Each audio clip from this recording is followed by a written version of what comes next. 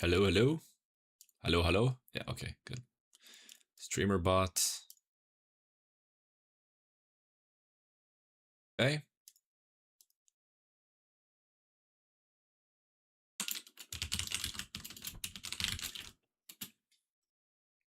There we go. Perfect. So I'm getting a little bit more material for YT. I have 1, 2, 3, 4, or 5 videos I think left to upload. So we're safe for the next 5 days as far as content goes on YouTube, right? But I need to get more. Hey, Alexander, welcome. A very short stream, by the way, like 3 games probably. 3 games and we dip. Because, well, my niece is actually sick, so my mom and my grandma went to visit my sister, and I'm just not willing to go there because my niece is sick. I don't want to get sick again. I just got healthy like 2 weeks ago. I don't want to get sick again. So, yeah, I'm trying to avoid getting sick again, basically. Let's get to Master. Hopefully, like in these 3 games, we can get Master. I'm praying. I'm praying. Maybe we can. Okay, YouTube stream working, Twitch stream working. I'll turn on TikTok. Hey, Hammer, Merry Christmas. Merry Christmas, everybody. Merry Christmas. Oh, my chair is actually all the way back. There we go. Merry Christmas, everybody. I don't have a Christmas hat. I don't have all the Christmas stuff. So, it is what it is. I wouldn't say I don't like Christmas. I am an atheist, but I do like Christmas and the sort of the vibe that it brings, right? The songs and all that stuff. That's all good, but I don't really celebrate it. It's more of a family tradition than than anything else, right? My glass is a bit dirty. Just washed my hair, so now there's stuff falling off, and like the extra hairs are falling on my glasses. So I just want to get a couple games here to get more content for YouTube. Christmas has its spirit, has lost its spirit. It's probably because we got older. I will say that. It's probably because we got older. I don't know how old you are, Hammer, but I'm assuming you're like close to my age. Once you're past like 20 something, it's sort of just, you know, oh, we're actually in a master lobby. There's 5 master players, so you would consider this a master lobby then. Turn on stream on TikTok. Yeah, let's do that. Yeah, I will say that aging sort of destroys the Christmas spirit. I wouldn't say it destroys it, but it kind of just minimizes it. It's like liking toys as a child, and then you grow up and they just are not fun anymore. But you know, they would still be fun to you if you were young. It's not like, you know, it's not like the times have changed. It's like we got older. It is what it is. Oh, Scuttle Puller right away. Oh god. Just don't give me the frickin' the prismatic augment, and I'm happy. Okay.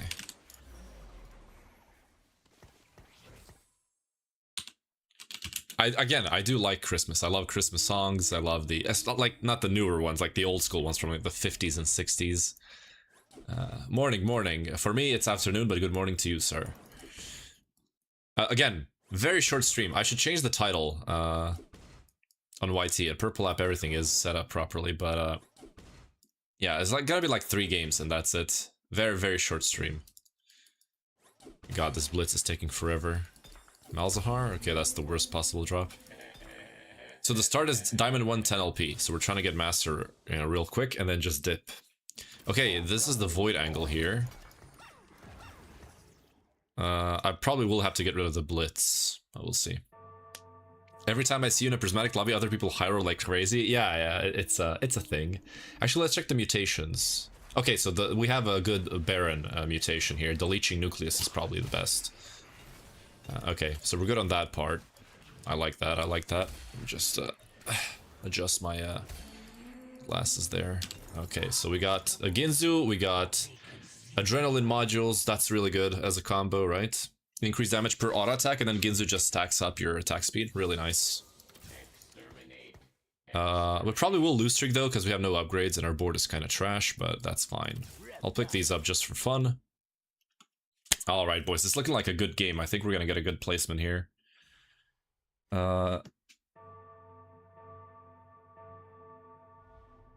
Okay. Someone's commenting on YT, but I cannot answer right now. I do open my stream on my phone to see if everything's working every single time, and in case my chat goes off, I can still have it on my phone. Oh, Sunfire Ginza opener. Beautiful. Absolutely beautiful. You'll love to see it. We can even go Spirit Visage. That would be better if we had an upgraded frontliner, but we don't, so... it is what it is. Alright. Chat's open. Alright. Alright, boys, we have no scout, no pivot, or a farming warpath. We have a nice void opener. We are playing Scuttle Puddle, so we probably will try to go for Baron.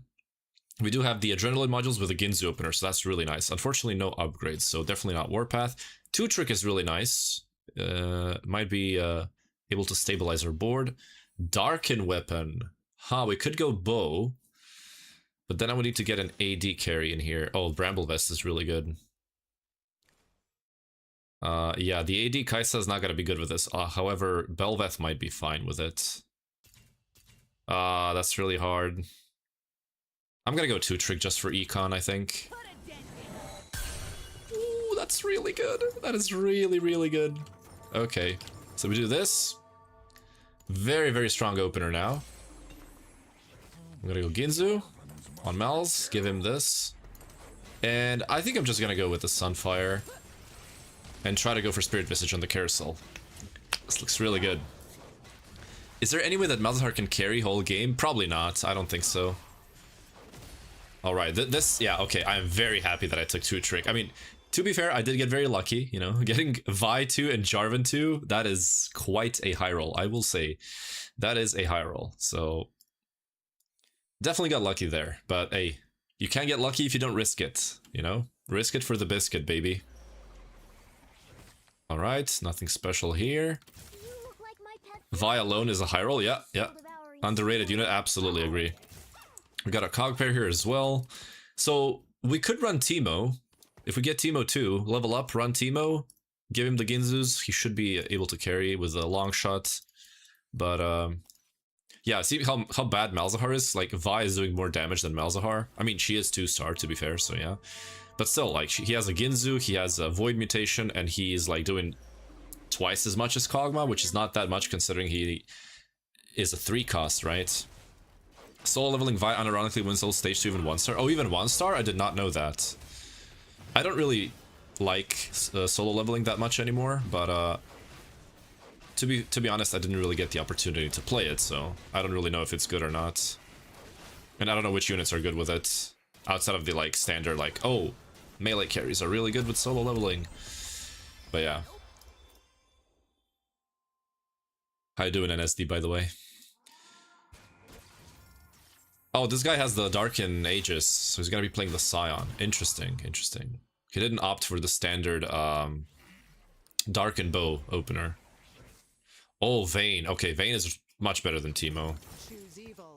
We can hold that for sure. Okay. So, I mean, the standard board for Voids, right? We can definitely reach Baron this game, I think. I'm pretty sure we can.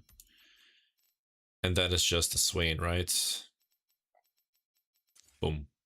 Yeah, that should be it. Although we should run a Bruiser, right? With Herald. So it's probably just Volibear or Wukong, depending on what we hit.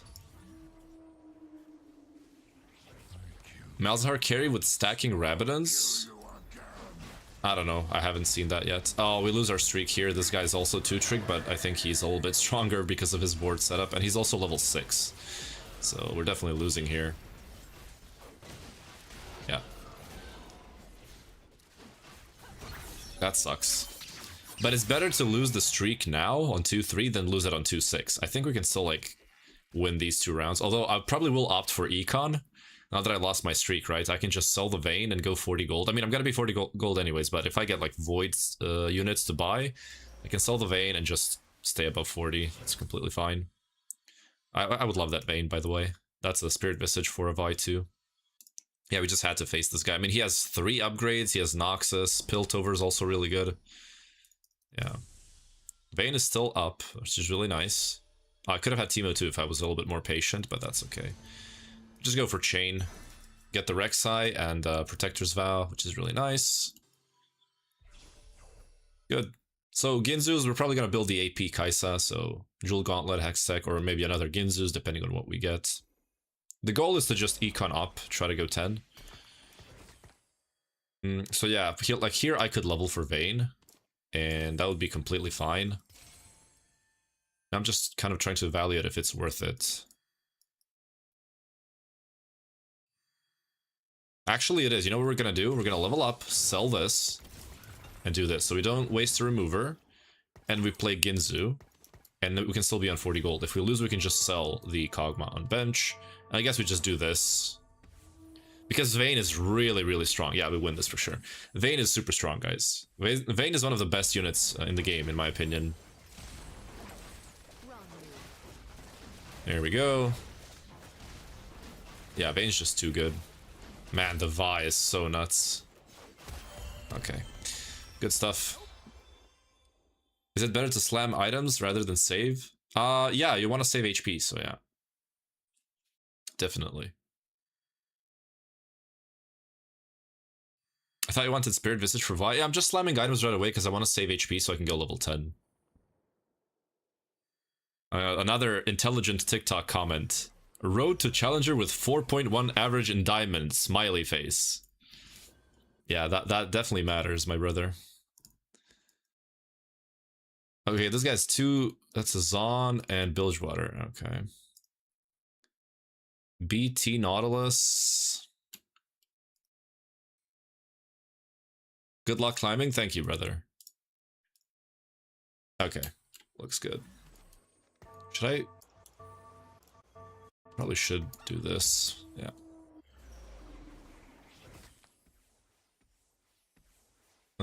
This actually could be a close one. Okay, Briar didn't wrap around to the left side. The Sunfire's applied right away. Right away. Yeah, I don't think we can beat this guy. The Leona CC plus Briar scaling really, really hurts the Vayne. Actually, wait. The Vayne is on 1 HP. It's gonna be really close, but we lose. Oh, wait. Oh, so close. Okay, we sold for 50. It's fine. We got our econ breakpoints here, so it's not too bad. I hate the fact that we can't buy Nico here, but it's okay. Yeah, that was really close. You should have been at least GM with 150 games. That you just made that up. Aside from invokers, what are your typical AP lines this patch? Having trouble making it work? AP lines. So there's one with Yordles that you pivot into the Arcanist. You play Yordles, 8 Yordles, and then pivot into Silas, Annie, Set. That's an AP line that you can run. It is pretty hard to play though once, until you get used to it, right? Pretty hard to play, but that is an AP line that you can run for sure. Okay. Oh, there's a Garen. Okay. And we can play 4 defenders if we get there. We have Jarvan too. I don't need the Shen. Oh, we can go Hexa Gunblade here easily for the Kaisa. And then this can be Void Staff, or we can go into Spirit Visage, and then we can find like a Jewel Gauntlet maybe. All looking good. Nice hack, buddy. Yeah. It's the standard stuff, brother. It's the standard stuff. This guy has Aphelios 1, so we should be able to win here. Yeah. And the Garen actually managed to ult here. Very nice. Good. So we also get Demacia with the Garen, which is really nice. Good stuff. Okay. Looking good. Construct a companion. The Golden Dragon, know your enemy. This is definitely not it. Glass Cannon is interesting. We could go Glass Cannon because we do have Hextech, so Glass Cannon should work really well with this, right? This one's definitely not it. Giant Slayer, I don't think is it. Know your enemy. Nah.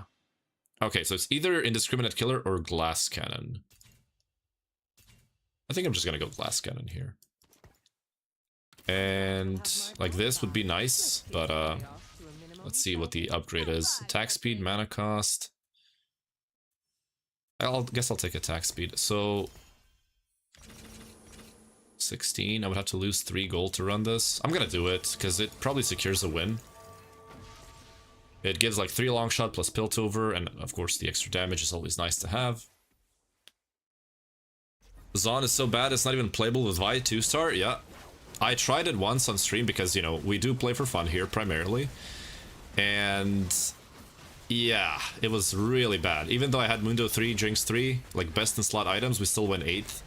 Although I will say, like, if there was a correct way to play Zon, you shouldn't run them early game. Like, Jinx 1, Mundo 1 are completely unplayable units. There is no way in this universe that you can put Mundo 1 or Jinx 1 on your board and run them as carries. There's just no possible rate, right? So yeah, I would definitely avoid running those early game units. It's just so bad. Rise 2, yeah, like, okay, if it's like Flex Zon and you have an emblem and you're running Rise and Rise is your carry, sure, but like, I mean the reroll variation, right, with like Jinx Mundo, or the one where you run like Warwick carry and then you run Juggernaut from Blitz and Singed, just unplayable, because Warwick and Singed are the worst 4 costs in the game, and Jinx and Mundo are the worst 3 costs in the game. Like, how is it possible that one trait has all the worst units? It's just so bad, man. It's just poorly designed, you know? The Caitlyn is doing work, almost killing the Briar here. Yeah, we actually got to like kill 2 or 3 more extra units because of the Caitlyn. Really nice. So I'm not expecting to win any of these rounds. This is all fine. I'm actually gonna sell this and buy the Scion so I can remove something out of here and play 4 Void maybe. We'll see. I don't like the Garen 1 at this point.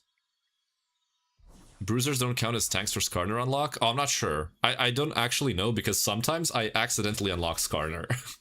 So I always put my item on like a carry, or the stone plate, right? I put it on a carry and I'm like, whatever. You know, who cares? The bow's gonna get taken probably? No? Okay, we got best in slot Kaisa. Okay. I don't mind that at all. We probably will have to roll on 8. We are contested by this guy, so I'll have to roll to stabilize. Definitely don't want Mundo. And now I want to run 4 Void, right? So Garen can go out. Armor MR, and then... Is it ever this? Nah, this is too strong. I'll sell the Garen for sure for money. Or do we just run this? Yeah, this has to be better. Yeah, why not? Hey, Raka, how you doing, brother? Again, I'm gonna repeat. Very short stream today, like 3 games tops. That's it. I barely found time for this. Okay. Christmas stuff, you know, guys. Get attack speed from the Piltover. Hey, Conti, how you doing, brothers? Welcome. We lose because it's Vayne 2 against us, but it's fine. As long as we kill the Poppy, I'm super happy. Yes, good. Alright. Trying to reach Platinum? Hey. Bing chillin'. As long as you get it, brother. We can do this, but like Arcanist is not worth it probably over Jarvan attack speed. Okay. Oh, this guy has Kindred. Level 7 Kindred, 1%. G. Guys on Draven 1. Magic roll. Oh, he got 4 rods and he's playing Draven. Okay. But he has a Reforger, so he should be fine. He can like slam double Rabadons and reforge them, but that's super unlucky. And he also already has Ginzus. Another incredible comment on TikTok. You're not optimizing rolls. And the same person. We know the 1% doesn't mean anything. The algorithm runs on its own probability. I love when people just make things up. It's just so funny. 62. Okay, that's actually okay. That's not too bad. Double Ginzu's Kog'Maw. So this is the double Ginzu Kaisa build. So the guy contesting us is 42 HP. We're 20 HP ahead of him. Oh. Oh, yes. Okay. Good. G. Do we just take the Caitlyn out at this point? Like, this bonus isn't that good. Get Quick Striker in for the Kindred, and just... I think we can fast 9 now. With Kindred. Which Quick Striker would I like to run? I mean, it doesn't really matter. As long as she has Quick Striker, it's fine. I just need to upgrade Frontline, and that's it. Bow... What's here? Oh no, Frying Pan. I mean, we can make Quick Striker, I guess, but like, the final board of Voids doesn't run Quick Striker. I guess I can just make Void. And run Void her, and then move the mutation here. Okay, that looks way better. And sell the Ari. We can sell the Vayne now as well. I mean, we can level for sure here. What do I want to add? I guess more Frontline is fine. Let's do this. And then Void, I mean, it doesn't really matter who gets it. Like, I don't really care. This. Sterax for Baron is also fine. Do I want to slam it though? I really like Infinity Edge. On the Baron. So I don't want to slam Sterax right away. Yeah, don't worry, we will unlock Kai'Sa, don't worry. Let me just see the third augment first.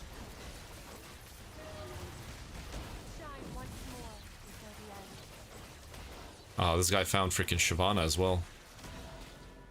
Okay. Can we take 4 losses is the real question. If it's small losses like this, then we can. But let's see what the last augment is first. Shyvana, okay, definitely not this one. Two-Hand of Justice. That is very interesting. But we already have like full items for Kai'Sa, and then like Bel'Veth. Nah, it's not it. Oh! Ah! Okay. G? Oh man, that is so good. Woo! Okay, so I don't even think we have to unlock Kai'Sa. I think we're chilling here with this board. I think we're absolutely chilling here. Saved by invested? Not really. It just ensures Baron, but saved? No, I would just roll here if I didn't hit gold. So we're probably losing like the next couple of rounds, but we can use the free rerolls to try to get our stuff. And we can unlock Kai'Sa once we get better frontline. Yeah, we will unlock her. Oh no, it's the freaking explosives fizz. Yeah, my Kindred's dead. I wasn't scouting here. My bad. Can we at least kill one? Okay, we got it. This is Diamond 1, boys. Diamond 1 currently. Okay. Yeah, we're getting kind of dumpstered here. I mean, this is the Bilgewater player. He's probably like the strongest person in the lobby right now. Yeah, we'll have to unlock the Kai'Sa, start rolling a little bit. Use the free rerolls. Oh, this is my first game. I'm only gonna play like 2 to 3 games. It's quite hard for me to find time during Christmas. I guess we buy this. So do I unlock like Void? I guess I have to run this here. I can move this back. Sure. Vayne 3. Okay, everyone is freaking scaling like hell, so it's gonna be a bit problematic here. 64.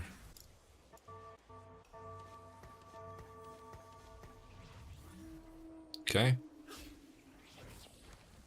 I'm running 3 Void instead of 4 for the Nico. Probably not worth it. Should be running the Cho. It's not a big difference though. It's pretty much the same. That's a good Kindred ulti right there.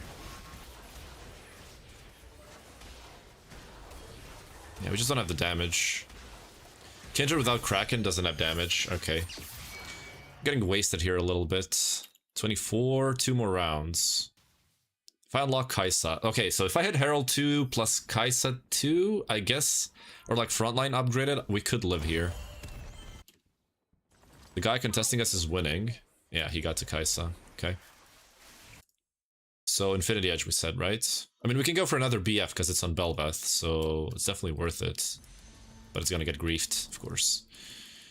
Of course. So we can slam the Sterax and then we can have the another BF for Infinity Edge. Because we need frontline items, right? We're too squishy, so we can slam the Sterax to save some HP. Okay. So sell Nico, sell Viego, sell Kindred. Go Kai'Sa, Cho'Gath, Rek'Sai. And then try to 2-star anything here and we're happy. I'm gonna sell to not use removers.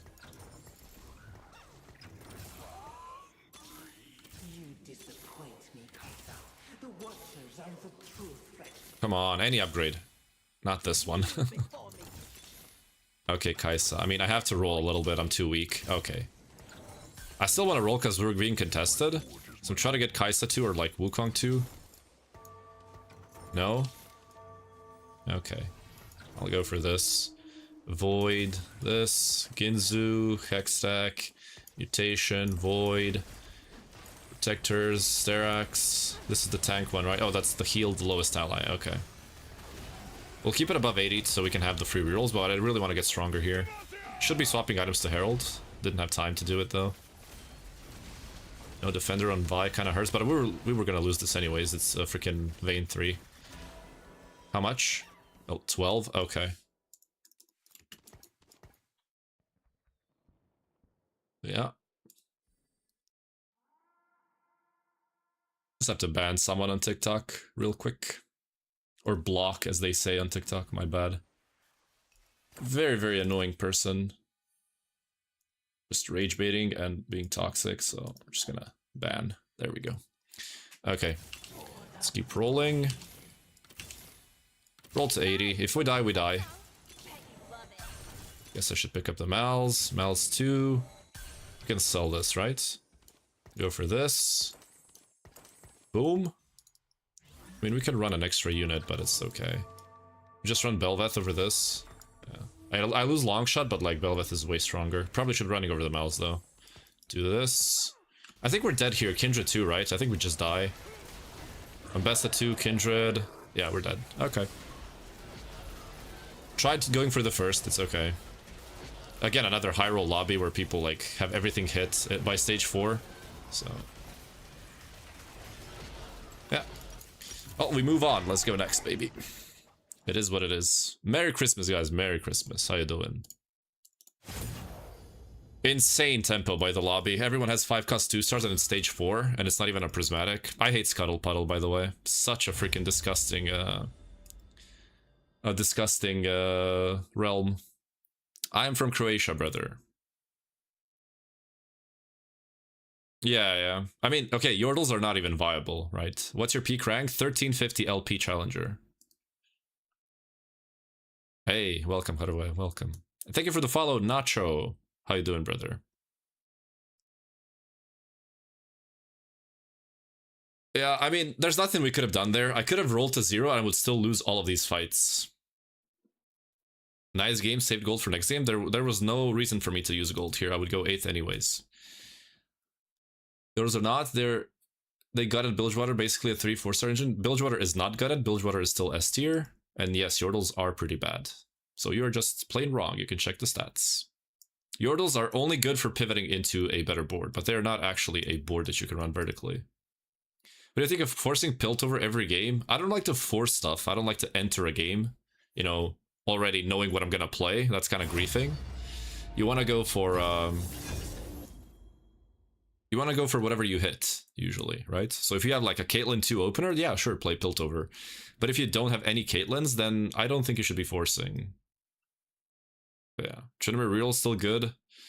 I think it's okay. I think you really, really need an artifact to play Tryndamere. Otherwise, I think he just gets outscaled. Unless you like get really lucky with the rolls, right?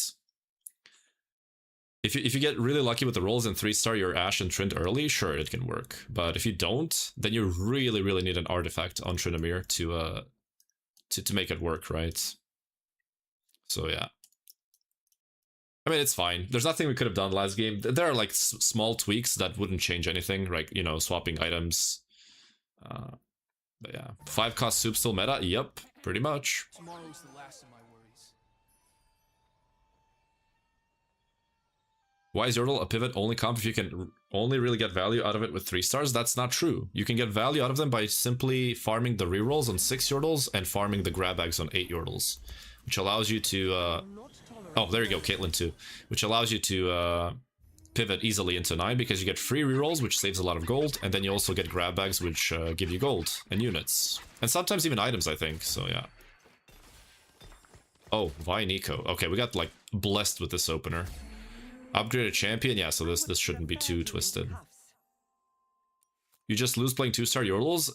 That is definitely not true. I will upload a video soon that will show you that that's not true. Okay, electrical overload. We're on Nico. Okay. We can also maybe buy this pair. Could be useful. We could try playing the new Piltover build. So yeah. I like that people are agreeing that Silas sucks now though. Silas is freaking garbage, man. I hate that unit. Hey Plox, how you doing, brother? Or do we just go for defender? Wait, we need Loris, right, to unlock this? Yeah, just go for defender, probably. Yeah, beautiful. They'll never know what hit 'em. A lot of pairs on the bench. I tried Worth the Wait Sona, but 2-star Vayne... yeah. Yeah, 2-star Vayne is just too strong. Especially if you get like Darken Bow or something. Damn. Isn't Blast Shield the best module? Yes, if you're playing Flex with only 2 Piltover, yes. But if you're playing 6 Piltover, which is my plan this game, then this one is better, because you just want to one-shot the enemy board as fast as possible.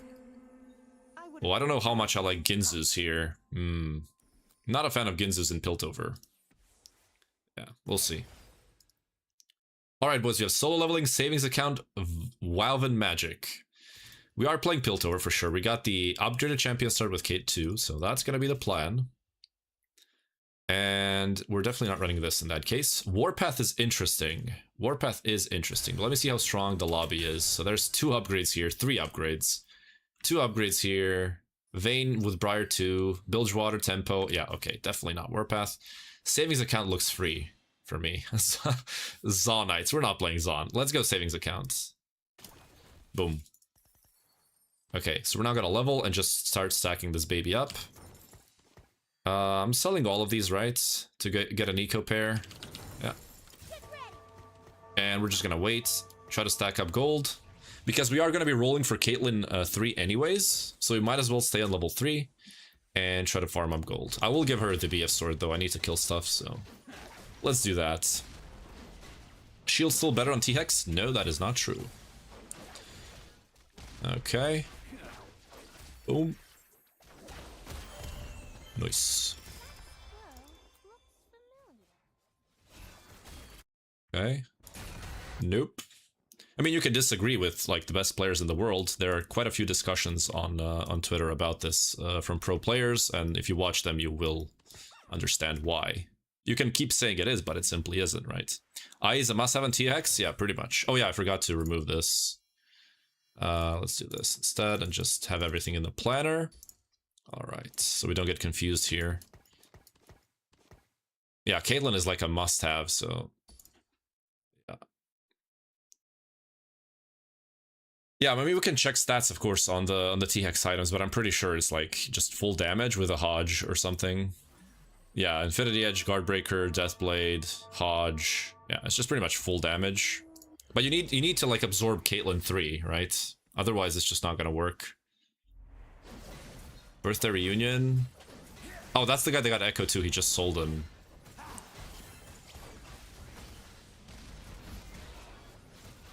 We sniped the Draven hopefully, or Viego. Okay, we got a kill, perfect. IDB Strikers, yep, pretty much. Those are like the 3 best items, and then you just rotate them if you can. But QSS is definitely not needed, because when he casts, he's immune to CC, so... I mean, you can still build it, it's not terrible, but it's like, not best in slot. Stats support this. Vayne... I mean, yeah, that's free long shot, but like, I'm risking 1 gold, or I need to sell this. I mean, I have to kill stuff, right? Hopefully we can get a kill. Or rather, get a win here. To not have to sell the Nico pair. But like, it's not a tragedy if we have to, it's okay. Alright, let's see what other players are doing. No one is contesting Piltover, which is nice. There's a Darken Bow there, that's already a freaking top 4 there. Cluttered Mind. Oh man, like I swear when other people play Void they get Cho'Gath 2 for free. And this thing is unkillable in stage 2. He also got Blitz 2 as well. Yeah. Like Cho 2 on stage 2 is completely unkillable. It's just... you need like a Graves 2 with items to kill it. Which is nuts. Yeah, there's no reason to have an argument about items when you can just check stats, right? There's really no reason to argue. Just go to any web page and check the stats, and that's it. You will see that combinations of Deathblade, IE, and Guardbreaker is the best outside of artifacts and radiant items, right? So there's no need to argue, right? We have stats, and that's just the factual state of the game. So no point in arguing. Okay, Infinity Edge, definitely something we want. We can also go Deathblade. Either is fine here. Okay. There's 2 gloves left, so I'm pretty confident we get one. Yeah. Eldritch Taco, thank you for the follow, brother. Welcome. Okay, so that's an Infinity Edge here. Good. Meta TFC stats? Yeah. But like, also, like, don't greed best in slot too much. You know, just make sure you get good items on your stuff. You don't want to lose too much gold greeding for best in slot, right? So the only like must-have item on the TX is like Infinity Edge. Everything else, you know, Deathblade, Striker's Flail, you can go Hodge and go QSS. It's not that important as long as you get the Infinity Edge. Sell this. Okay. Bow goes here. I would definitely want a reroll augment, right? Because if I roll, I mean, yeah, max interest increased to 7. What did you place last game? Just went straight 8th. I got 0 upgrades naturally, so we kind of just died. Got the Vi 2 on 2 trick, and then I didn't see a single upgrade for the rest of the game. To be fair, I wasn't rolling a lot, but yeah. Okay. There's another kill. Maris Pro, thank you for the follow, brother. Welcome. Saw the Vi and the Jarvan? Yeah, it was pretty unlucky.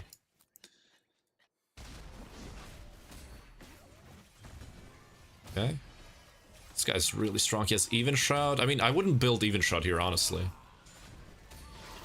I guess it's okay if you have Darken Bow, because it's physical damage. Yeah, I guess it's fine. I just don't like Even Shroud with Bane that much. I'm gonna sell this, buy this, keep the long shot in, and just get more gold. Because it's really, really important to get savings account stacking as soon as possible, so... we're just gonna keep it this way. Unfortunately, no Loris so far, so we cannot really unlock Oriana. But it's okay. We should be fine. We're not losing too much HP, so this is okay. 41 gold. We should be the richest in the lobby. Yep. We're by far the richest in the lobby. Unfortunately, we don't kill anything here. Maybe we kill 1 unit if Caitlyn snipes the Jhin, which she should do, but I don't know if she has the time. This guy is quite strong. This shouldn't be a tough loss, though. He has only 4 units, so... yeah, good. Nice. Alright. Maybe we can kill 2 if Caitlyn can get another ulti off. Please ult. Ult, ult, ult, ult, ult. Oh, yes, she got him. No, why did she ult Chen? Okay. Okay, she's trolling. She's trolling. She is trolling. No Caitlyn's again? Jesus Christ. Okay, 50 gold. I should also play the Aphelios, but I'll wait in case I don't get any gold. Hey Val, how you doing, brother? Very short stream today, guys. Very short stream. Like 2 more games and that's it. Alright. Okay, no one is too strong right now, which is why we're high HP. Like with this board, I was expecting to be like 75, but I'm 85. I guess it was partially matchmaking as well. So, I'm not complaining.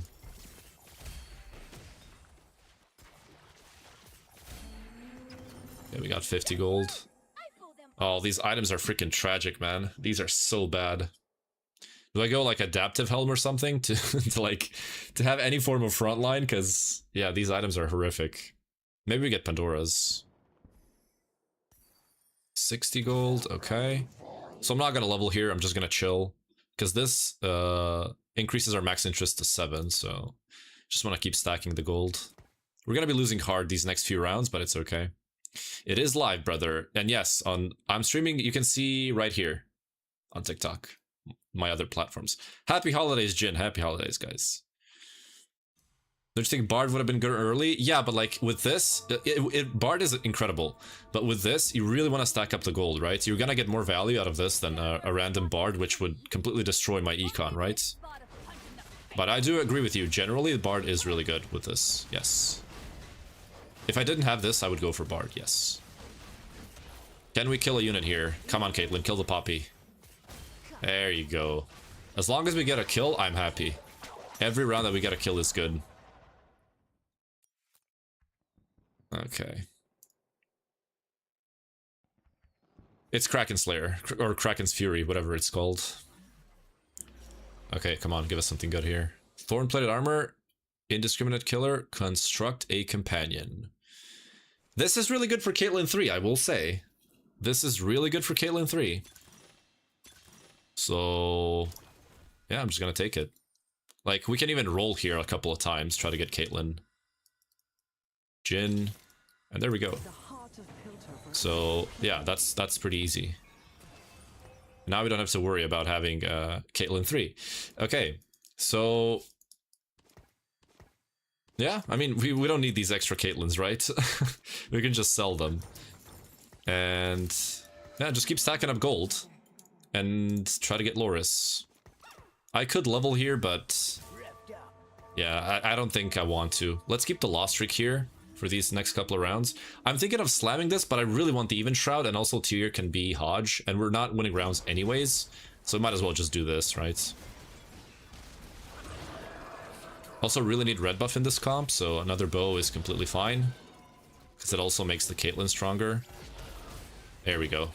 2 kills, good stuff. So we're gonna have enough gold to hit the Piltover, or the T-Hex, and we hit Caitlyn 3 with this, so we have a lot of econ.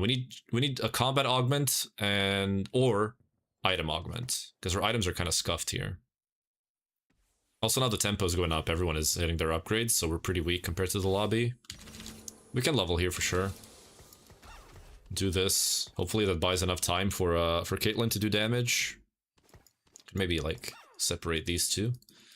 And try to go for like bow for red buff. Because like increasing her attack speed is super important, so might as well do it. Yeah, no, Loris is pretty bad. That's why I'm leveling. I really want to increase odds of Loris and Seraphine so I can cash the Orianna out. So Electrical Overload is really nice. And then just get extra damage on the next module would be nice too.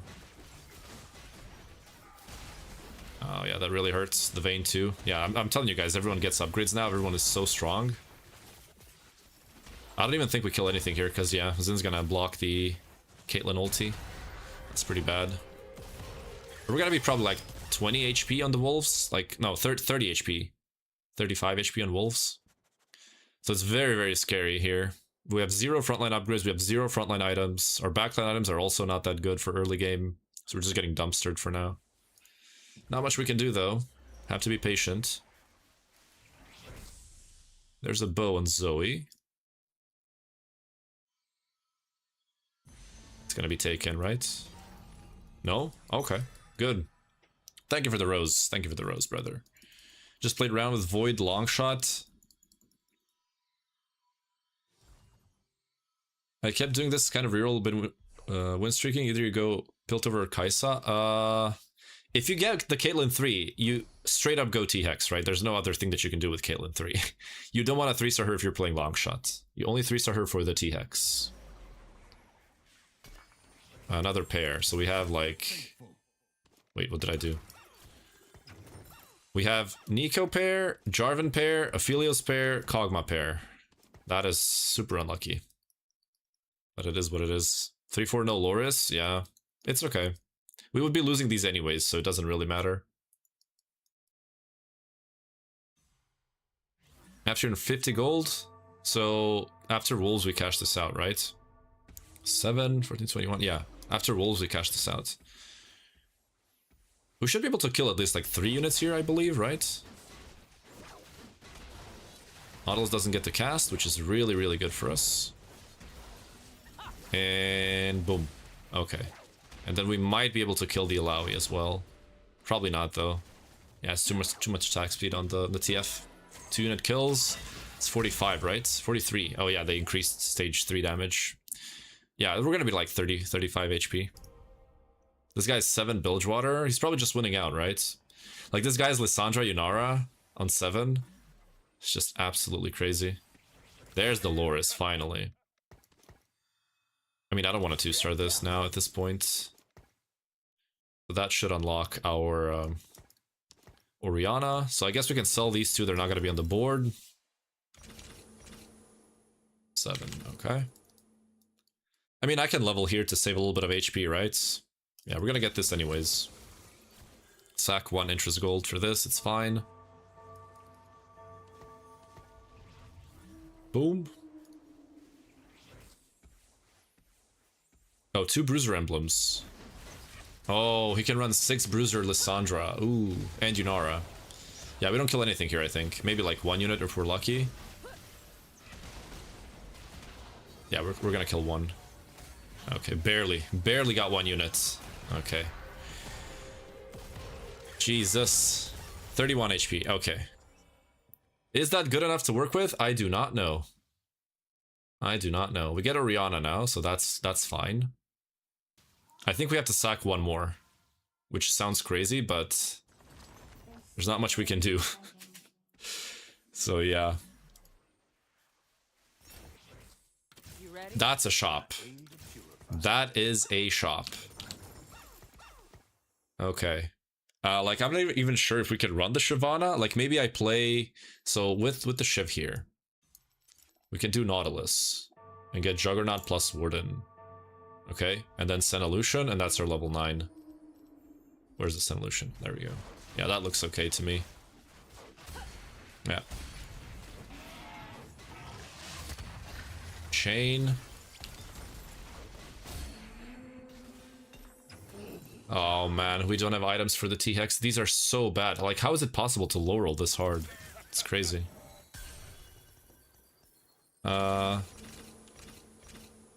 Yeah, I'm gonna try to cash it out now. It's gonna be too late later.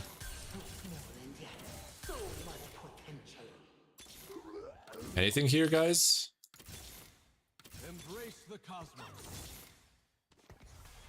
Can I at least get Orianna too, for crying out loud, brother? These are all pretty bad, so I'm gonna go for this. Well, we didn't get Orianna too, and we're lacking 2 star upgrades, so this is pretty screwed here.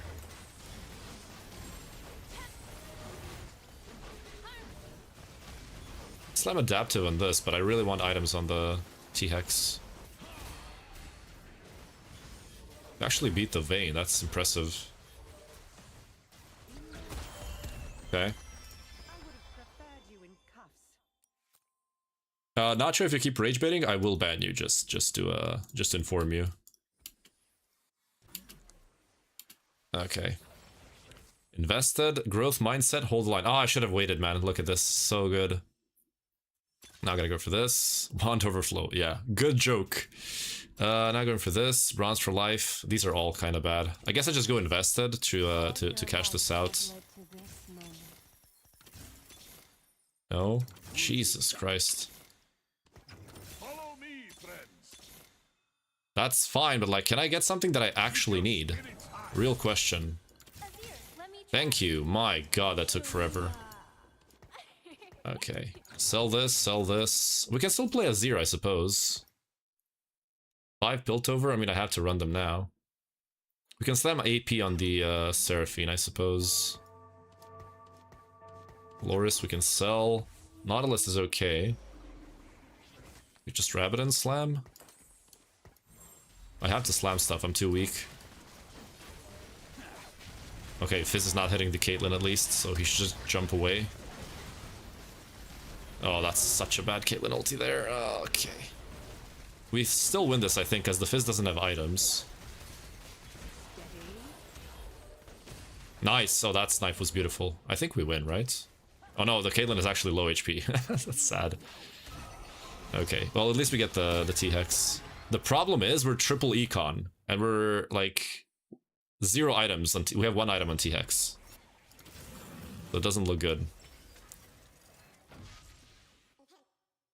I guess we have to go Radiant, because, yeah, we're kind of one item T-Hex here. I mean, do I just, Wait, what do we do here?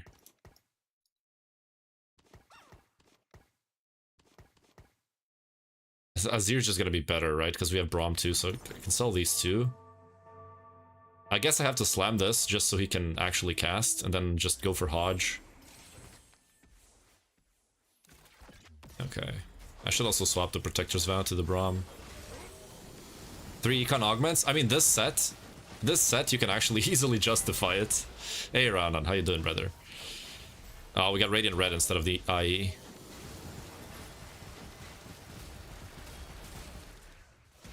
Okay. Doesn't look good. Yeah, Draven 2 is clapping us. The Lucian Senna especially. Okay, 1 life. Glove. There it is. This guy's probably gonna grief it, right? It's on Kindred. Yeah, I mean, we can just FF at this point. It's pretty much over. I mean, I can go BT. I have to slam something on the... something on the T-Hex here. What rank is this? Diamond 1. Hey, Daniel, I'm sorry, I wasn't paying attention to chat for a little bit there. Why not Azir for Senna Lucian? Because we're playing AD. You need Gunslinger on the T-Hex. It's definitely not Azir over Senna Lucian. BT... I mean, I probably just have to roll. I'm just gonna die if I don't. Nautilus, we actually don't need anymore.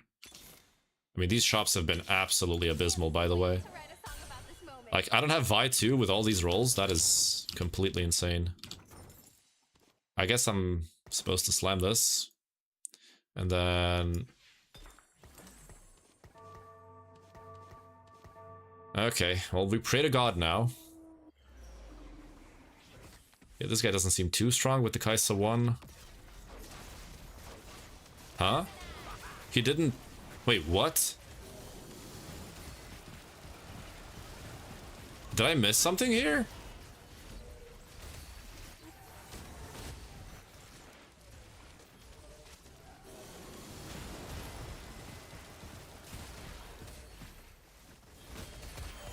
Okay. Like, did I miss something there? I don't understand.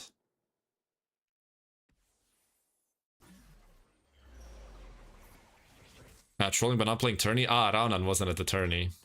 Yeah, why did he not... Wait, what the hell happened there? Next will be so much bigger? Oh, I mean, the tournament in Serbia? I mean, I quit competitive TFT, so I'm never competing again, probably. This game just isn't meant for competing. It's, well, I wouldn't say it's not meant for competing, it's not meant for tournaments, because the sample size you would need for this game to actually tell who's the better player is way too big. So it's usually not the best player that's gonna win, it's usually the luckiest one. And I'm not saying like players are bad that are competing, I'm just saying all of them are at pretty much equal skill, right? There's only slight differences, and the one that wins usually just got lucky. I mean, he played well, right? But he also got really lucky to be the one to win. So, yeah. That's my take on competitive TFT. Okay, so we're gonna need the TX2 to actually win rounds from stage 5. These guys are insanely strong. Solid take. Oh, trust me, brother. I played so many tournaments in TFT. I kind of know what I'm talking about. But I prefer this. I prefer playing for content and just, you know, having fun. Zespez Arrow? Yeah. I saw the list of competitors. Val sent it to me, and I was like, yeah, this is just free. There's no challenger players outside of those two. So it just made sense. There's the QSS. Sometimes I see what the darkness is afraid of. You're sweet. QSS and then Warmogs, yeah. Not much else I can do. I mean, I have to gamble one round, right? And try to win it, and then level up and roll. And red buff the Seraphine. Or actually, we can red buff this girl. And then do this. Sure. 56. Yeah, I'll have to wait one turn. I mean, we can actually level now, I suppose, just to not die. And get Disruptor in as well.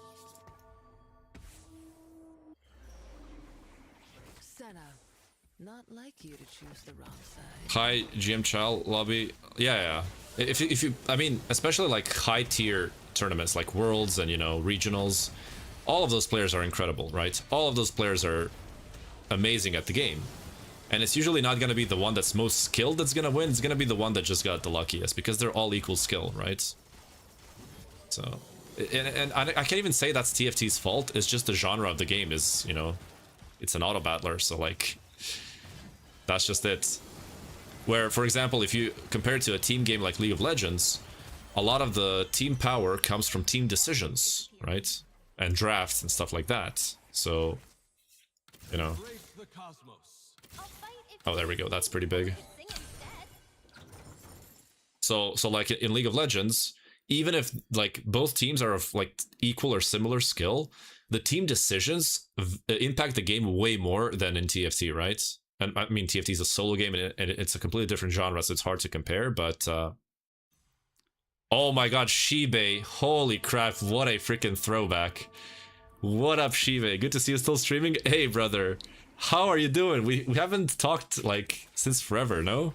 Holy, Merry Christmas, brother. Oh man, that's crazy. Shibe is right here. My boy, my brother. I love those Lubu discussions we had back in the day. Okay. Not looking good here, but I think we win. Because TX still has the shield. Oh no, we're dead. Oh wait. It's gonna be really close. Okay. Whew. TX2 and you win? I mean, I hope so. I'm not really getting good shops this game, but now I have to roll. G? G. Do we play Renekton? Can we fit him in here? I don't want to get rid of the Radiant item, though. That's the thing. And this guy is really important for Disruptor. And Braum is my front line, so I can't get rid of anything here.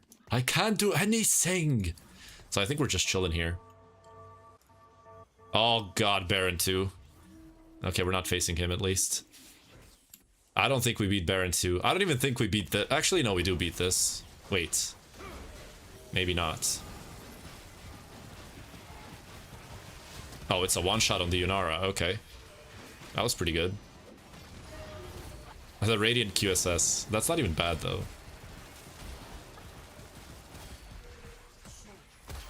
Okay. Whew. Now we just need items for the T-Hex and we should be chillin'. Oh, everyone's gonna be one life soon. Oh no. Oh no. Oh yeah, TFT has... So the only RNG in League of Legends is the Elemental Drakes, right? Which one is gonna spawn? And what side... which side of the map Atacon is on. That's the only RNG you have in League of Legends. I guess also Crab, like which side Crab's gonna be on. Like, that doesn't matter that much, I think. I mean, guys, I'm someone who's been watching LCK and LPL for 8 years, pretty much. I have watched so much competitive League. It's crazy, right? So, you can trust me on my takes with like, competitive League. So Ginzu goes here. I mean, do we have anything to roll for? Like... Nah. Did you watch this Worlds? I watched every World since 2013. Yeah. Including 2013. I actually watched 2012 as well. Just not live. I watched it a bit later. But 2012 was when I got into League. So, yeah. I think we lose to Baron. I'm pretty sure. But I could be wrong. I probably should be same-siding Senna and T-Hex. Someone who watches LCK? Yeah. I actually stopped watching LPL ever since the 2023 JDG group sort of fell apart, you know? Because I don't really enjoy BLG. I don't think BLG is that good of a team anymore. Okay. We're beating this guy. Wow, okay. But BLG this year with Viper, oh my god. Viper's my favorite AD carry. Like, Viper Ruler. see what Viper Ruler are my favorite AD carries. So I'm actually gonna watch BLG games. Hey, bye Raunan. Thank you for stopping by, brother. What do you think about T1 Pays? So Pays was on Gen G, which is my favorite team. I'm a big Gen G fan, mostly because of Chovy. But also I've always liked Samsung. And Pays was incredible as a rookie, as a 17-year-old in Gen G. And I think he was very, very underrated. And I think now that he was on JDG, which is sort of a bad team at this point, right? I think he was still like pulling his weight and doing very, very well. And I think he's gonna fit in nicely into the T1 sort of team atmosphere, if you will. He's a very, very strong player. He's a bit different to different than Guma. He's not the same type of AD carry. So, but I would say they're on a similar level, right? I think we're dead here. Maybe I'm wrong, but I think we're dead. No? Never mind. Okay, I'm underrating the T-Hex. Wow. This guy's crazy strong. Hello? Oh, we're top 4. If this guy dies. It doesn't. Okay. Yeah, Merry Christmas. Merry Christmas. Kappa Pride. Always the Kappa Pride with Shibe. TX is tanky? Yeah, yeah. Oh, yeah, we don't need this anymore, right? We don't need these, so I can just snapshot this. I guess we just add a Defender. Or maybe an Invoker? Nah, I don't think Invoker's good. Like, Defender's probably better. Long shot is unnecessary. I mean, we can add Renekton as well. Like, Shurima could be okay, but like, no item Renekton kind of sucks, right? No item Azir, no item Renekton kind of sucks. Just go for an extra Warden and that's it. Like, go for Warden or Defender. I don't think Invoker does anything. Sell the Renekton as well. And we can level here.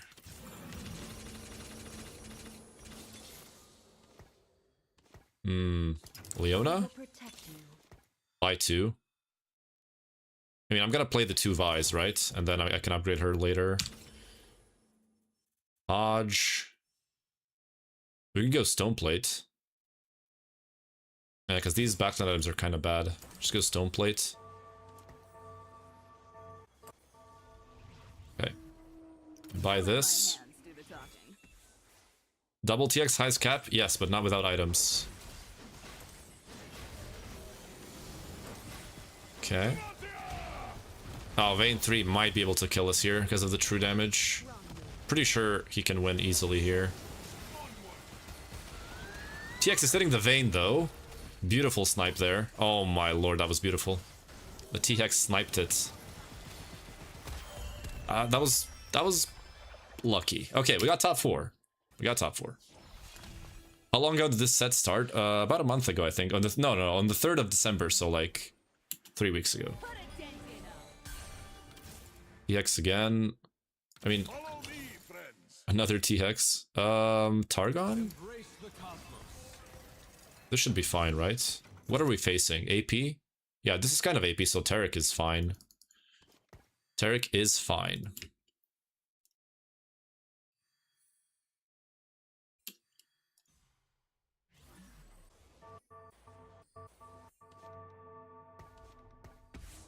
Okay. Hey, Perpi, welcome, brother. I think we lose, but again, I haven't played enough T-Hex to be correct on these predictions here. It's a good snipe, it's good positioning, but I'm not confident still. That's a beautiful ult by the T-Hex. Yeah, we're dead here. Baron 2 is just too much. I mean, even getting like a 4th here is fine. Please tell me the Vayne guy wins, or the Yunara guy wins. I mean, it's actually whatever. I'm still getting a 3rd, right? Okay. We're 3rd place. Good stuff. Good stuff. We were supposed to go 8th here, so I'll take the 3rd place. Why don't I go for 3-star T-Hex? Try to think why. Try to think about why. How are you doing on this magical evening? Hey, I'm just doing a short stream because my niece is sick, so I'm not gonna be visiting my sister. I don't want to get sick. I just got healthy like a week and a half ago. I don't want to get sick again. And their freaking apartment is infested with bacteria and viruses. I'm not going today, but we will meet tomorrow here right? So I'll take my precautions. I don't want to get sick. If I get sick, I cannot stream. I lose my voice when I'm sick. So yeah. Yeah, the comeback was pretty nice. I'm doing fine, Perpi. How you doing? Okay, so let's answer some questions. Started watching Warzone in 2022. Oh yeah, I've been watching since 2012, like 10 years longer, but yeah. Do you think T1 can do 4 straight worlds? I mean, okay, here's the thing. I think this would be considered a hot take in the community because of the media brainwashing and the freaking T1 delusional fan base. I'm not saying the entire fan base is delusional, but like the T1 crazy freaking you know, ultra giga toxic fans. That's what I'm referring to. But Worlds is not even the most important tournament of the year because the format is trash.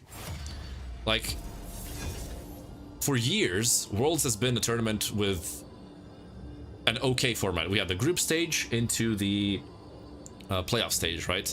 The thing in modern days of gaming or esports is that a double elimination bracket is way more consistent when it comes to the best team winning, right? Because if you only play one series, or like, let's say you win every single game, you win every single series, and then you come to like semifinals, lose one series and you're out, to me, that is absolute trash of a format, okay? So the format is just garbage. And you have a same tournament in the same year called MSI, the Mid-Season Invitational, which uses the same format, the Swiss stage and the playoff stage, but it gives the double elimination brackets in the playoff stage, which is why it's more consistent and it holds more weight than Worlds.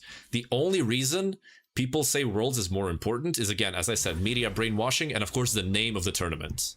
If the tournament is named Worlds, then people automatically assume, oh, it's the best tournament, but they don't analytically look at things and objectively assess, oh, is this tournament actually the best tournament or are there better tournaments? Me personally, I would argue that LCK is the hardest tournament of the year, followed by MSI. Why? Because it has double elimination bracket and the best teams are in LCK. You can easily argue that the 5th seed from LCK is better than most EU and NA teams. Easily. You can easily argue it.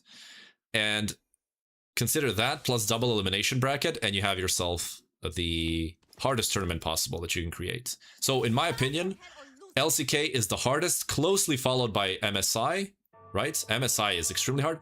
But the thing is, if the LPL is weak, which it is, then MSI is easier than LCK. But the format of MSI and LCK is pretty much the same, right? Except there's no Swiss stage because, you know, in LCK you have seeding because they've been playing the entire season. But like outside of that, you know, definitely by far, LCK is the hardest. This year, LCK was the hardest tournament to win. And I don't think it's a hot take. I think just people got brainwashed by the media and they're like, oh, it's called Worlds. It has to be the hardest tournament to win, the most important one. So, yeah. Any team sport in the world has a single elimination. Yeah, but that's for different reasons. Like, I don't know if you watch like NBA, but this is something I've been watching ever since I was a kid. Do you think that players would physically be capable of playing that many games? That's my question to you. Okay, try to answer me that one, and if you manage to do that, you know, good for you. So it's the physical limitations that prevent this, you know? A battle worthy of the Freljord. We'll yap later. Alright, boys, we have Earth, Trade Sector, Spreading Roots. We unlocked Tryndamere, we got Ashe here. I'm kind of trying to play. We did get 2 Ashes here. The realm is Golden Gala, so no Prismatics will be here. And that sort of incentivized me to play this line. So let me skip this. Ho! We can get Tryndamere out of this and Ashe as well because we unlocked him. Interesting. Okay, 2 random emblems is not it. Trade Sector could be it. Let's see. Are we contested? Okay, we could go Trade Sector, actually. This is super risky. Let's go Trade Sector. Let's hit our stuff here. Okay, so...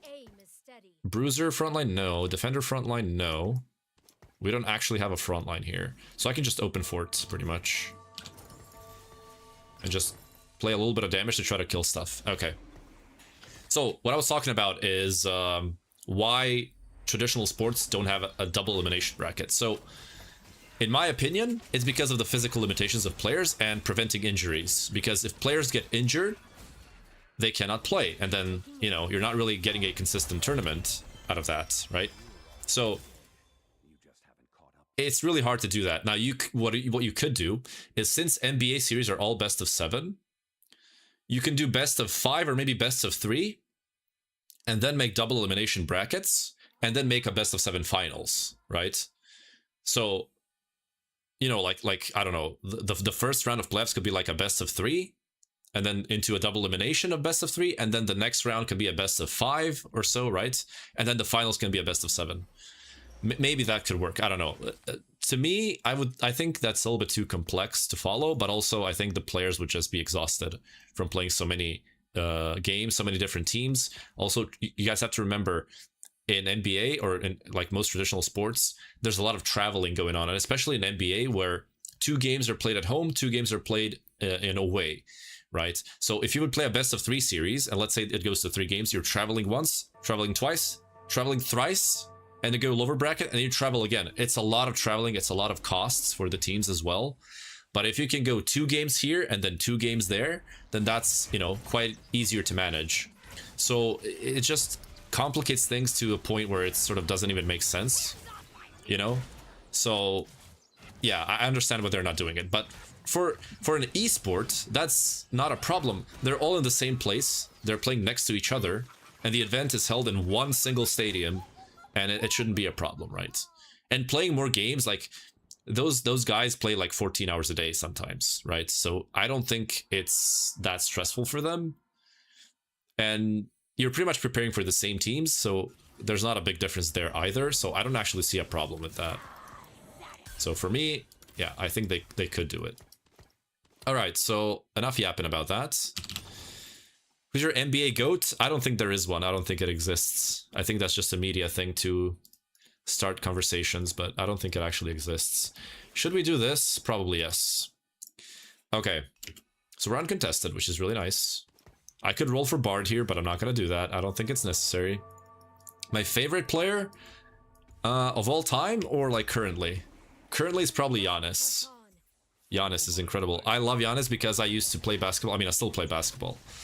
I actually played a 3-on-3 street ball tournament this summer, and we got 3rd place. So yeah, I'm a very, very big fan of basketball. I have been ever since childhood. So currently Giannis, because he plays a lot of defense. He's just a defensive freaking monstrosity. So, and I remember when I was, you know, training basketball, you would get benched right away. Like, if you were playing an official game and you weren't playing defense properly, you would get benched. Like, just instantly benched. So, for me, you know, it sort of got instilled into me that defense is the most important part of basketball, and like most sports. So I appreciate defense a lot. And in the media, they just completely ignore it. So yeah, all time is a very hard question. So, all-time favorite player. Oh, that's so rough. I wish we had more footage of Wilt. I watched every single available footage of Wilt Chamberlain and Bill Russell, and I love both of them. I think Wilt was disgustingly good. I think Wilt was so good. Like, I don't even think it's close. When you look at Wilt, you look at his stats, you look at the physical specimen that he was, look at how high he could jump in those trash-ass shoes from the 60s and 70s. How fast he could run as a freaking 7-footer. How strong he was. Did you guys know that Wilt dislocated a player's shoulder by blocking his shot? I'm not even kidding. Or was it a layup, I think? He blocked it and he dislocated the player's shoulder. I'm not even kidding. There's footage of the aftermath of that dislocation. It's inhuman how strong he was, and he wasn't even trying to do it. He was just blocking the shot. And regardless of how strong he was actually a finesse player. He's actually one of the first players to use the finger roll. George Mikan, I think, was the one who did it first, but the finger roll, right? Wilt did, I think, invent the sort of the fadeaway shot that everyone praises Jordan for. Wilt was doing that 20 years before Michael, right? The fadeaway, my god, and then off the glass, just beautiful. And then, let's see, Larry Bird was incredible. Although I was always forced into being a point guard, even though I wanted to be a shooting guard. So I never really learned how to shoot the ball properly. I learned that myself later. But making good assists makes me feel really good. I think I like what Jokic said, right? Jokic said, a good shot makes one player happy, right? But an assist makes two players happy. So that's kind of my mentality as well, because I've been a point guard my entire life, and then I grew to like 6'3" almost, or 190 centimeters, and then, you know, but I'm super skinny because of my illness, right? I can't really gain weight, so I still play point guard. But yeah, Suthri, Merry Christmas, brother. Thank you for the beautiful wishes. Do you watch European basketball? No, unfortunately, no. I never really got into it. And I will say, I do think European basketball is on a higher quality. When I watch some highlights, I see that the defense is actually being played. I see the most important part. Referees are not soft. Okay? So, I'm a fan of Shai Gilgeous-Alexander. I will say that right away. I think he's a great player. But, I think he would be way better if he wasn't doing all this acting stuff, okay? And like foul drawing. But the thing is, people flame him too much for it, because if... Okay, hot take. If everyone would get the same treatment, then everyone would be doing it, okay? Because if you want to win, you have to abuse every single thing that you can abuse to get the win out, right? That's your job as a player. You have to use every opportunity to win. That's your responsibility and your duty as a player. If you don't do that, right? So I'm not blaming SGA for doing what he does. I think he's just being smart, and if that's what the referees allow him to do, then he should keep doing that until they prevent him from doing it. Okay? Now, you might say, well, that's just toxic, that's just cancer or whatever. I don't care. If you want to win, that's how you have to think about the game, okay? That's just simply true. You just have to think about the game like that, and that's it, okay? So, yeah. Last Whisper goes there, and then we can try building Tryndamere now. Okay. So I'm just gonna copy paste it. It's always the same. I don't want to just waste time doing this. So just do this. There we go. And then we can add Kindred on top here, and send a Lucian maybe later. Or like Fiddlesticks, doesn't really matter. Hey, Shorts Random. Hello to Zagreb as well. I am from Osijek, my brother. Okay. Couldn't find any decent TFT action yesterday. I'm just gonna be live for like one more game after this, and that's it. I was supposed to go to my sister. That's why I said in my Discord that I'm not gonna be streaming, but I found a little bit of time because my niece is sick, and I'm scared to get sick again because I just got healthy like 2 weeks ago after being sick, so I don't want to be sick again. Okay, Seraphim Staff, no. Pandora's Bench, we already have Trade Sector, so I don't really want to take double. Okay, we're gonna have to go Know Your Enemy. Let's see. I mean, this comp plays a lot of traits, right? So we're bound to face someone who has the same. Although, I mean, this isn't even that bad. It's 12 AP, 10 armor. We get a Ginzus for free. I think I just go Know Your Enemy. Boom. That's fine. Okay. Would I just sell Nico? If I did, it's probably for Econ. I think I should level here, get the Quick Striker in. Got a stomach bug going through town right now, so I feel that. Really don't want to go. Yeah, I mean, my niece is only like 2 years old. But I also have a nephew who's 5. And then when she's sick, he becomes sick. And then the viruses just do their thing and everyone becomes sick. So, no thanks. They'll come here tomorrow, but I will take the proper precautions, right? I don't want to get sick again. Okay. Should be strong enough now with this board. Although this Ahri will scale with Ginzu, so we lose this for sure, but... we kill a lot, so it's okay. Sell this. Do you roll for Trinity or be patient? So I want to save Econ now because I'm not contested, right? So there's no need for me to roll now. I can use the free rerolls though. I will use them next turn for sure. Because I want to stabilize my board as well. But I don't want to go below 40 to be honest. I mean, I can play Cho too, I suppose. I'm gonna buy it. Sedge. Ash. Okay. I don't mind that at all. Only one trend. That's pretty depressing. I think this is too expensive to run, so I'm just gonna do this. Okay. We can sell the Briar, and we're in 32. Perfect. Perfect. Yeah, those were pretty unlucky rolls. This guy's Yunara? Are you freaking kidding me? Yeah, Chotu's helping a lot here. Just go Ginzu's.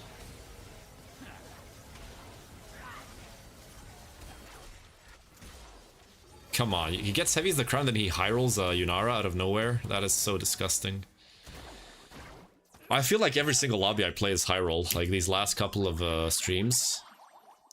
Yeah, it's been pretty much like that every time. Like, this guy already has Diana, but so, like, how did he 2-star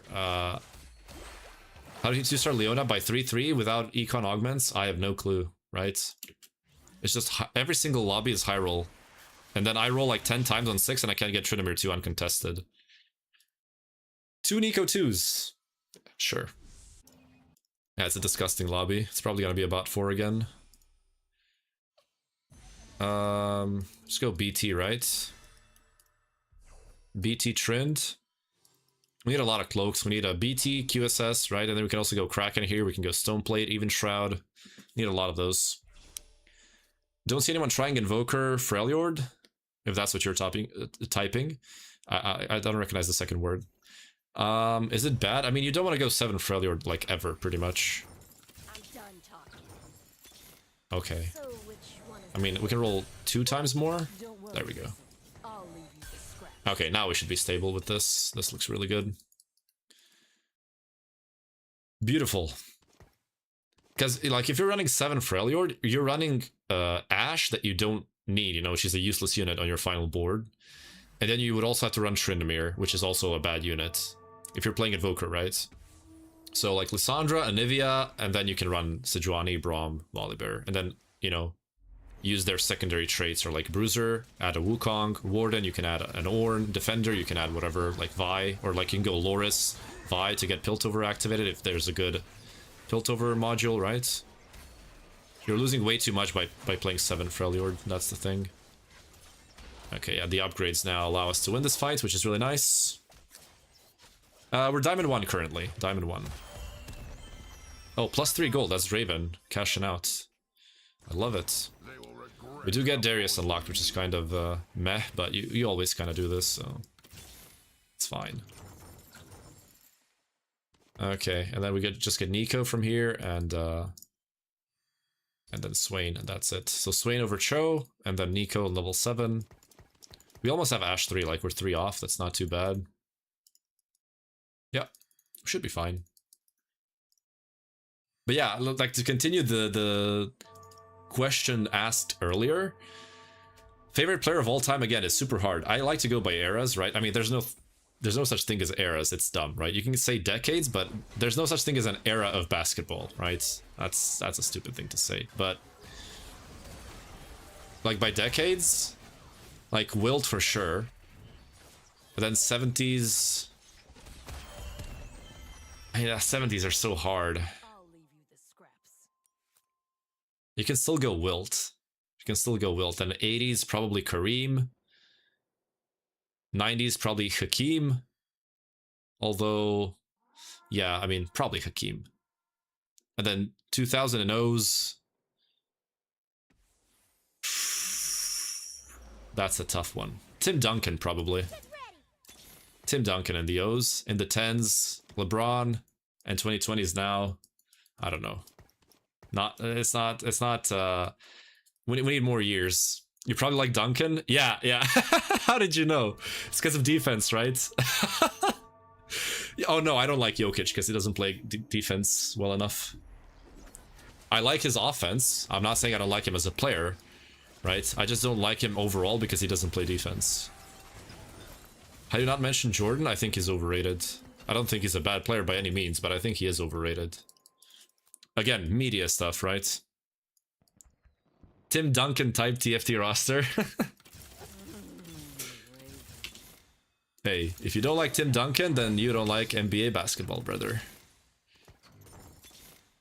I I don't actually want to go for Nico 3 because that guy has like a crap ton of Nico, so I'm probably never unlocking her. 3-star. So I'm just gonna go for this. Swain 1 over Cho. Probably. Yeah, we get Ooh, not a lot of ashes though, that's a problem. That is a big problem.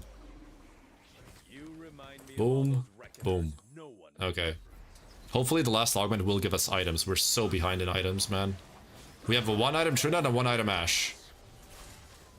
And I know I slammed Evenshot and I have Last Whisper. But it's okay because Ash and Trinimir won't always hit the same unit. And I have to slam something because I'm super weak. So, yeah. Best of all time? Oh, Timmy D, best power forward? Yeah, I would agree with that, yeah. Sell the Draven. Tim Duncan's your favorite player's favorite player? Yeah. For sure. Not this. Not this. Spears will for sure. Oh, we have to go deeper now. We're starting to lose way too much HP. I'm just gonna roll to like 30 again. We can't go Nico 3. It's too contested by that guy. Okay, 1 more Ash. I think I can roll to like 10 now. It's justified. Nico, no. Trinda. Come on. Why is it always like this when I play Trinda Ash? Why is it always like this? Why do I always have to low roll? I mean, Deathblade? Deathblade kind of sucks. This is supposed to be Ginzu's. I mean, I guess I have to slam it. I'm way, way too weak.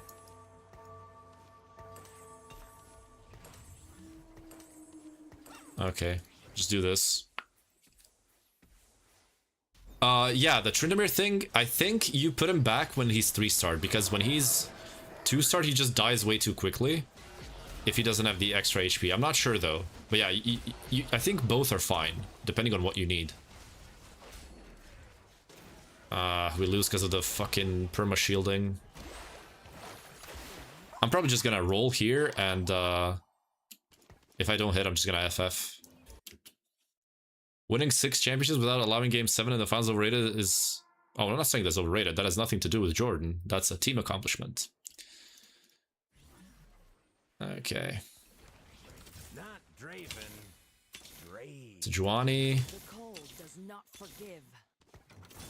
Oh, finally, man. That took forever. Jesus Christ. 119. Yeah, Deathblade would be better on her now, but not sure if I should slam it. Yeah, we're kind of stuck on 0 now, rolling permanently. Should probably go left side. Okay. Look at who he played. Doesn't matter. He didn't play anyone. Teams play, right? Teams win championships, so it's completely relevant. Like the ring argument is completely pointless. It's just nothing to do with individual players. It's just common sense, you know. It's just media brainwashing, basically. And, like, marketing Jordan, that's pretty much it. Okay. Stats are massively overrated. I know that they faked his stats. So that's one thing. They added steals to his... So, and the averages as well. You can check it online. I mean, he definitely got marketed. He's nowhere near as good a player as the media makes him out to be. Nowhere near, right? It's not even close. They sold the idea. Yeah, I mean, it's good marketing. I'm not bashing them for it, right? They made the NBA popular through him by marketing him, and that's fine, right?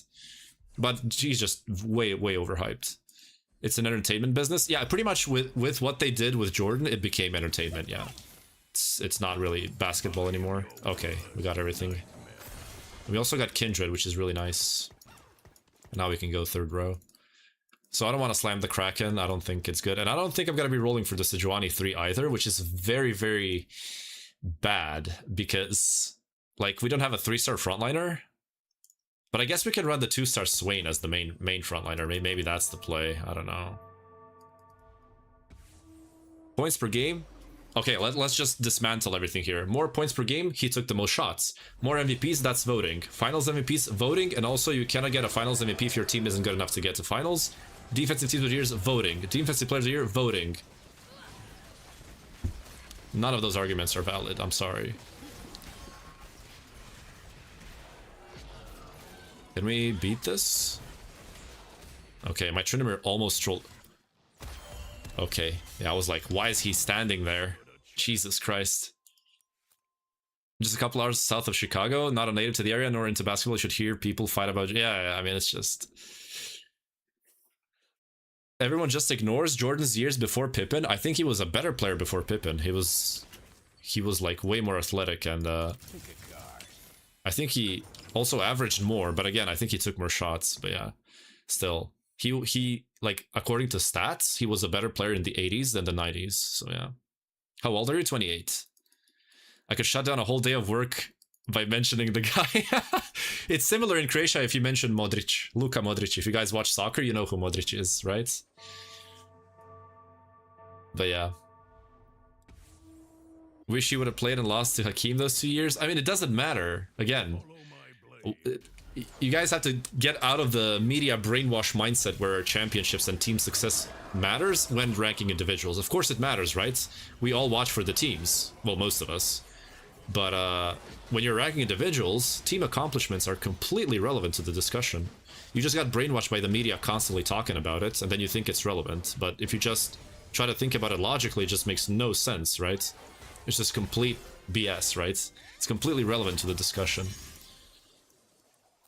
But when the media just keeps mentioning it over and over and over and over and over again, you just get brainwashed and you think it actually matters. But in reality, it just doesn't. So yeah. Hey Anna, how you doing, girl? How you doing? People try to tell you that LeBron losing in the finals is worse than not making. Yeah, I mean, but so okay, if we're functioning under the assumption that championships and all that matters, right? When ranking individuals, then that argument is, you know, it's dumb. Why would you say that it's better to lose in like the first round than in the finals? But if you ignore that and just say, well, you know, team accomplishments don't matter at all for individuals, then that's completely irrelevant if you lost in the finals or not, because one player doesn't win or lose. So it's like, you know, who cares, right? It's completely relevant to the discussion. But again, it's just brainwashing. It's very well done brainwashing, and that's just it. Okay. Anyways, we got Deathblade, or sorry, BT, QSS, and we got Ginzu. Perfect. So now we can choose to reforge the Last Whisper and get something else. Or we can keep it and just play Deathblade, which I think is the better play. So I'm going to do that instead. I should also be placing Nico somewhere else. This is a bit awkward.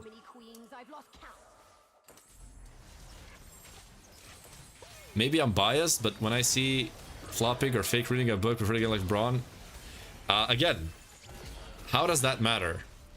Fake reading a book has nothing to do with basketball. What are you talking about? You know? Again, that's media brainwashing you. You need to stop looking at Twitter posts, stop looking at Facebook posts, or wherever you're looking at posts, and look, like, just watch basketball. Ignore what the media says, ignore the memes, ignore everything, and just use common sense, right? And I'm not saying you have to like him, not at all. I'm just saying if you're assessing players, just use common sense, right? That's just it. Tryndamere needs nerf. Just a very slight nerf. I don't think he's broken at all. I think you can barely scratch a top 4 with him if you don't have an artifact. He's only S tier if you have an artifact. If you don't have an artifact, I don't think he's that good. Oh, this guy's playing Ashe. That's weird. Why would he play Ashe? He's gonna swap last second? No? Okay. He's just not scouting at all. Yeah. Hopefully we can beat it. I mean, with QSS now, Tryndamere shouldn't have problems anymore, right? He straight went to the freaking Malzahar. Yeah, we win. Tryndamere's a good counter for Diana. It's not bad. The reposition Nico, I don't even know if that's correct, so yeah. So, okay, I'll explain why. I mean, this position is bad, right? But, this should be the position. Because you want to spread out the enemy's front line so Tryndamere can wrap. If you do this, right, or this, Tryndamere doesn't have slots to pass here. And if you do this, everything's going to wrap to your backline. So if you do this, you're saving time. Briar can walk up, and then everything stays here, and Tryndamere can wrap on the other side. So this is actually what I should be doing. Chicago didn't win anything before or after him. LeBron created the first super team to win, and lost to Dallas 4-2. To think he's better than Jordan is just wrong. So again, we can dismantle everything here. Take any all-star or like superstar out of a team, and they're not going to achieve a lot before or after. Also, before or after is a very, very poor argument to use for Jordan, because when he left the team, they only had 2 wins less and went to the conference finals. So that actually works against your argument.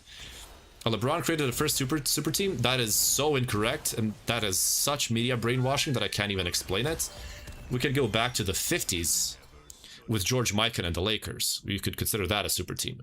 We can go to the 60s with Bill Russell's Celtics. That was probably the strongest team ever assembled as far as superstar power goes, right? And Hall of Fame power goes. Also, Jordan's team had more Hall of Famers than LeBron's team, so we can go there as well if you want to go with that. You can also consider the Celtics with Larry Bird in the 80s. You can also consider the Lakers with Magic. All those teams were super teams, if you want to even consider that term as a super team. So that works against Jordan, actually. So yeah, and then LeBron did not lose to Dallas. The Miami Heat lost to Dallas. It's a team game. I don't know how many times I have to repeat that, but basketball is a team game. So you have to keep that in mind. Yeah. Again, we can just dismantle everything because it's simply false. And I'm not saying, you know, oh, you're stupid. You're just brainwashed by the media, and that's okay, you know? But you want to be objective and realistic about it. Again, I don't have any biases because I watch basketball for basketball. That's pretty much it, right? I don't really watch it for any other reason. Let's go Kindred. Boom. Okay. I think I'm gonna put Tyr in Kindred just so she can cast. Yeah, we'll talk about it after game, don't worry about it.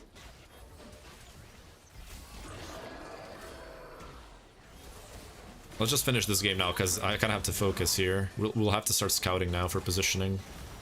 Oh, we're getting echoed here, what? I can't believe we almost lost to Echo, Jesus Christ. We still actually might lose. Yeah, we lose to Echo, wow, okay. Warpath? I guess just Warpath hit Echo and then just got a cash out. Because Echo is actually really good early game, but then he falls off late. But with a Warpath cash out, he can actually work pretty nicely. So yeah, pretty good play by him, I guess. And then, like, what do we add here? Just Fiddlesticks or something? I mean, I can't even add anything. Because I can't level anymore. So... Oh, someone joined the Discord. I got a notification. I'm like, what the hell is going on? Yeah. Everyone is free to join the Discord, by the way. You have the links on my link tree. Or if you're watching on Purple app, it's all down below. Or you can just write !Discord and you'll see it. Okay. Darkened Bow MF with Nautilus 2. Barnacles. I think we lose. I don't think we can get through the Nautilus, but I might be wrong. Let's see. Or not get through him in time. Yeah, Tryndamere's just dead now, right? Yeah, too much time. Wow, okay. I guess we might go 5th still. Unless this guy just clobbers this guy. Okay, we're top 4. He's dead. Whew, we got top 4. That's literally the best positioning you can get, or like the best position, best placement you can get with this board if you're not running artifacts. No, 7 failure, not worth it for sure. I like Echo early with the Ion items. Yeah, if you can get Echo too early, he's actually very good. People say like, oh, Echo sucks. Yeah, as like a complete comp, he does suck. And I think he went 5th, yeah. But as an early game unit, actually very good. Actually really good. You can combo that with Vi plus Defender, and then get Arcanist through Nico, and then add a Zon, right? It's actually quite a good unit. What do you think about Scion Bard? I think Bard is completely relevant to that comp, and you shouldn't play him as a carry. You should just play him as a champion farming unit, like utility, right? And run Aphelios as the carry. Aphelios is the main star of that comp. The Bard sucks. I don't think you should itemize Bard unless you have to. Okay, let's use our free rolls and pray to God that we hit Kindred too, or we just die here pretty much. The dragon nears. Nah. It's okay, I'm not expecting to hit, but you know, if it happens, cool. Yeah, not a single one. For this, I think we counter this guy. I think we just straight up beat him, no? I'm gonna go here, though. And we're gonna go Warmogs. We must press on. Follow my blade. Okay. This goes to Kindred, right? Oh, went to Ash. Oh, then my bad. I thought it was gonna go... Okay, okay, okay. Tryndamere should be able to take care of things here, I think. Okay, good Kindred ulti. Nah, we lose. Ah, damn, my Ash dying was the problem there. My bad, boys. That was positioning diff. GG's. It's a fourth. We'll take it. Thank you for the follow, Bean Sauce. Thank you, thank you. Welcome, brother. Okay, probably last game of the day. So let me just go for the dismantling again. Oh yeah, the Swain to the left would be bad because of Even Shroud. I need that Even Shroud on the same side as Tryndamere. In the end, LeBron will have twice as many minimum Hall of Famer teammates. You're just saying stuff that are not true. So this is also not true. You didn't point to a single thing that I said that's not true. Oh, I just declined. But okay, actually it's good that I declined. So I just want to dismantle this because the brainwashing is hard with Barlett here. So let's just dismantle that completely. Okay. Add source window. Create new. You guys on TikTok won't see it, but you can still hear me talking. Okay. So you can, for example, you can do this. You can say Hall of Fame teammates, right? And you can say LeBron played with, like, okay, Anthony Davis will probably be a Hall of Famer. I don't know. Kyrie might be. He might not. I don't know. But you can, let's say, Bosch, although I don't think Bosch should be in the Hall of Fame, but sure. It's fine. Davis, right? Etc., etc. And you can be stupid and you can say Shaq, right? You can be really stupid and you can say Shaquille. But how is that relevant? Shaquille wasn't even near his prime. He was averaging like, what, 15 points or something? So like, this is completely irrelevant, right? Wade was also getting old. He had knee issues. He just had back issues, but still he was good. Oh no, you're talking nonsense. We already dismantled your entire argument. We're just gonna keep doing it, right? Because you're just brainwashed by the media. I'm trying to make you understand it. And then we can go Pippen here. Kerr is also in the Hall of Fame. Rodman is in the Hall of Fame. I forgot who else. Kukoc is in the Hall of Fame. I think there's a lot more. I'm just forgetting. But this is completely relevant because if you just type all the players in here, it doesn't do anything. What you have to do is you have to look at the amount of seasons that were played with each of the Hall of Famers, right? So if you played one season with Pippen, then you can say, well, okay, that's 1 point. If you played 2 seasons with Pippen, that's 2 points. If you played 3 seasons with Pippen, that's 3 points, right? You stack those up and you will see that Jordan played with more, right? If you just type names of players, yeah, LeBron's going to have more because he played in more teams and players have the ability to choose teams these days, right? So Kyrie didn't want to stay in Cleveland, so he left, right? Wade wanted to stay in Heat, so he stayed in Heat, and then he got one like I think he played half a season in the Cavs, and then he just went back to the Miami. I mean, he was already old. He just wanted to end his career in Heat. Davis was also very injured while playing with Braun, but you know we can still count that. Shaq is completely relevant here, right? Yeah, he has more, but it's irrelevant because it doesn't matter how many. It matters how many seasons there are played with them. I mean, are you being intentionally dense or just pretending to be stupid? I don't know. Like it, you know. Grant Harper, thank you. I forget. Ron Harper, yeah, thank you. I just remembered. So, right? Look at all of these guys, and all of these guys played multiple seasons. I know Pippen played multiple, Kerr did, Rodman did, right? Kukoc did in the second run. So, you know. Yeah, how is that relevant? How is that relevant to the discussion, Barlett? How is that relevant? Also, this is me assuming that your argument even matters. But at the end of the day, basketball is a team game. And you can't seem to comprehend that, right? You need to understand this. I know that for you, you're like, oh, of course it's a team game, but you're completely ignoring this. right? You're completely ignoring that basketball is a team game. So it doesn't matter if you have 1 or 2 or 3 Hall of Famers in your team.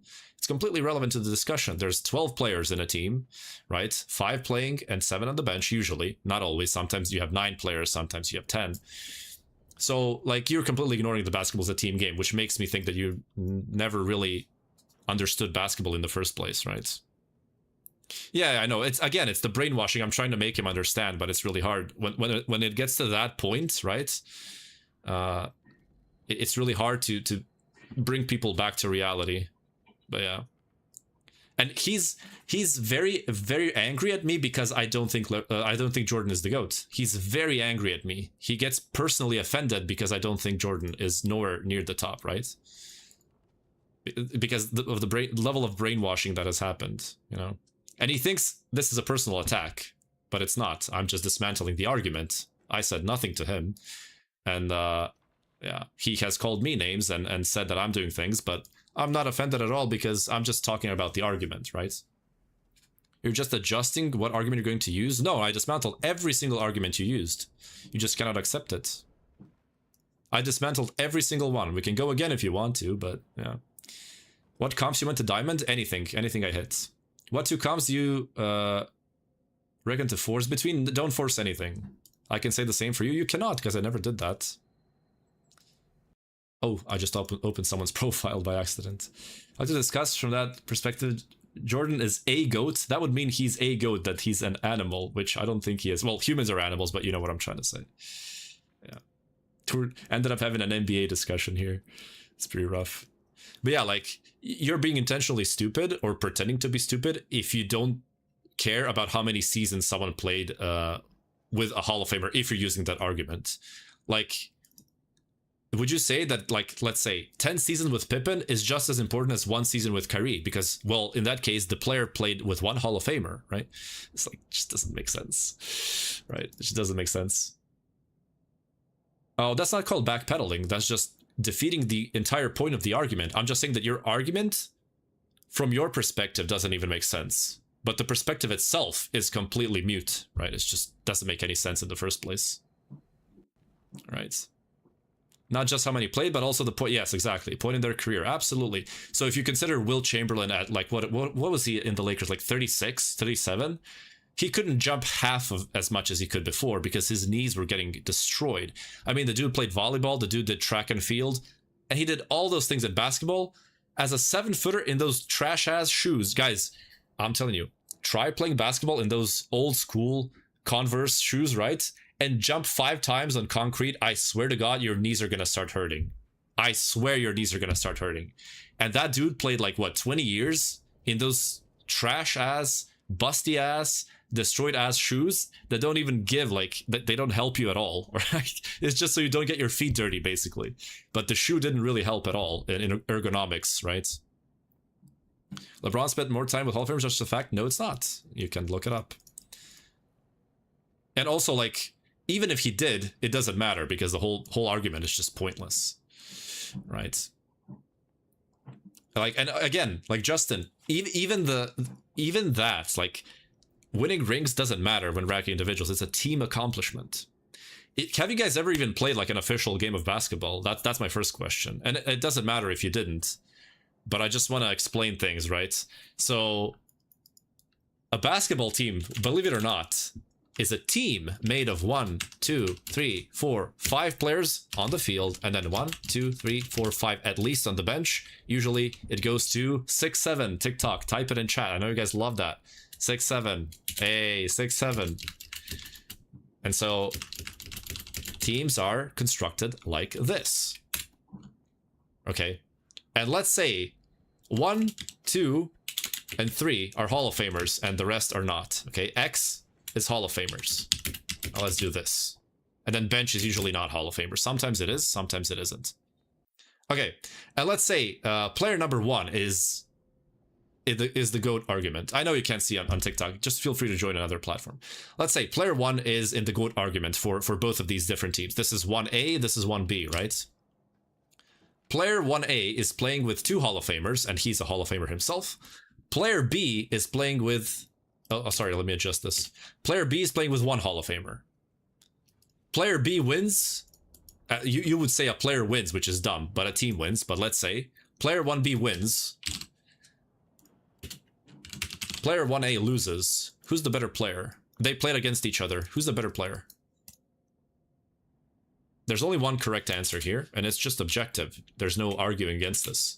But I want Burlette to answer this one. No one else answer. Let Burlette answer this. Player 1B wins, plays with 1 Hall of Famer, and he's playing against player 1A with 2 Hall of Famers. Which player is better, according to this? Well, let's just assume they have equal stats in the series, okay?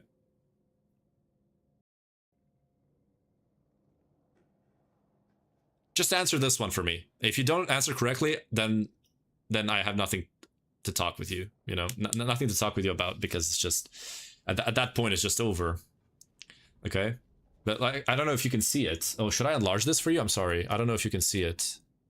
Should I go to heading? No. Oh, wait. Oh, there we go. So X. Let's X equals Hall of Famer, okay? Y is just whatever player, okay? Players 1A and 1B are in the GOAT discussion, okay? Player 1A has 2 more Hall of Famers. X is a symbol for a Hall of Famer. Player B has only 1 Hall of Famer in his team. These 2 teams play in 1 series in the finals. This team wins. This team loses. Which player in the GOAT discussion is better out of these 2? Let's assume both players have the same stats, okay? About the same statistics, you know, same amount of points, rebounds, assists, blocks, steals, whatever you want to, you know, use. Doesn't really matter. Let's just assume they're both about the same stats. And this team loses, even though this guy has 2 Hall of Famers, he loses. This guy wins and he has only 1. Okay? And there, I knew you would give the wrong answer. I knew you would give the wrong answer. I just knew it. The correct answer is, we don't know. Right? It's as simple as that. You fell for the bait. Yeah, this is where I can just end the discussion, because you're just not using logic. You're still using the brainwashed argument where any of this matters, but the correct answer is you don't know. So I can just end it there pretty much. There's no point in continuing the conversation. This is where it ends for me, right? Oh wait, I'm getting a call. Just a second, guys. I'm getting a call.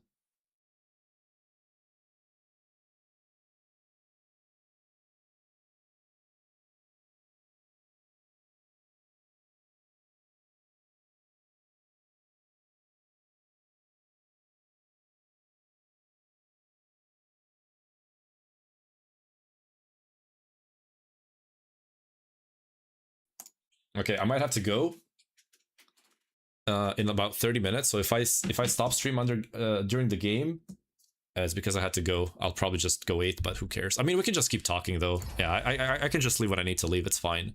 We can keep talking about this. I love it.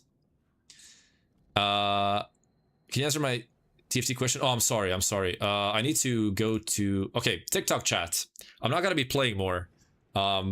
If you want to move to YouTube, Twitch, we're just going to have a short discussion about the NBA, but I will end the stream soon because I have to go. Merry Christmas to all of you. Thank you guys for joining. I could only pull like a 2-hour stream, so it is what it is. Maybe I play one more game. If I do, it's going to be on Twitch and YouTube. So if you want to help me out, if you want to join, just open my link tree in my bio, okay? And you'll have all the links there, including my Discord, including my YouTube, my Twitch. All those links are there, so feel free to join. I'm shutting down stream on TikTok. Okay. Can you tell me an easy way to get Rise unlocked? Oh yeah, absolutely. We can show that right here with the planner. Okay. Just a second here. So you always want to run Zinzao. And you always want to run Kennen. These 2 are the key units because they have 2 origin traits in themselves. Yordle, Ionia, Ionia, Demacia. From that point on, you go Jarvan, you go... I think you can go Poppy as well here. And then with Ionia, you go for... I forgot. I think it doesn't matter. I think you can run anything. Like you can run Shen. Who cares? And then...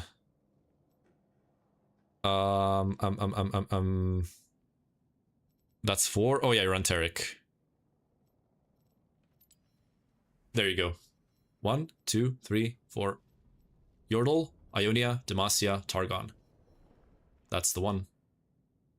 Boom. There you go. There's also a Void variation that you can use as well, but yeah, Targon counts. Okay, let me open up chat here.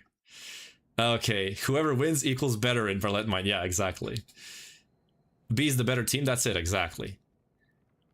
Okay, the only argument you really need is there's a constant battle in USA between NFL, MLB, and NBA for viewers. The only period that NBA was most watched in USA is Jordan era, and there's a reason for that.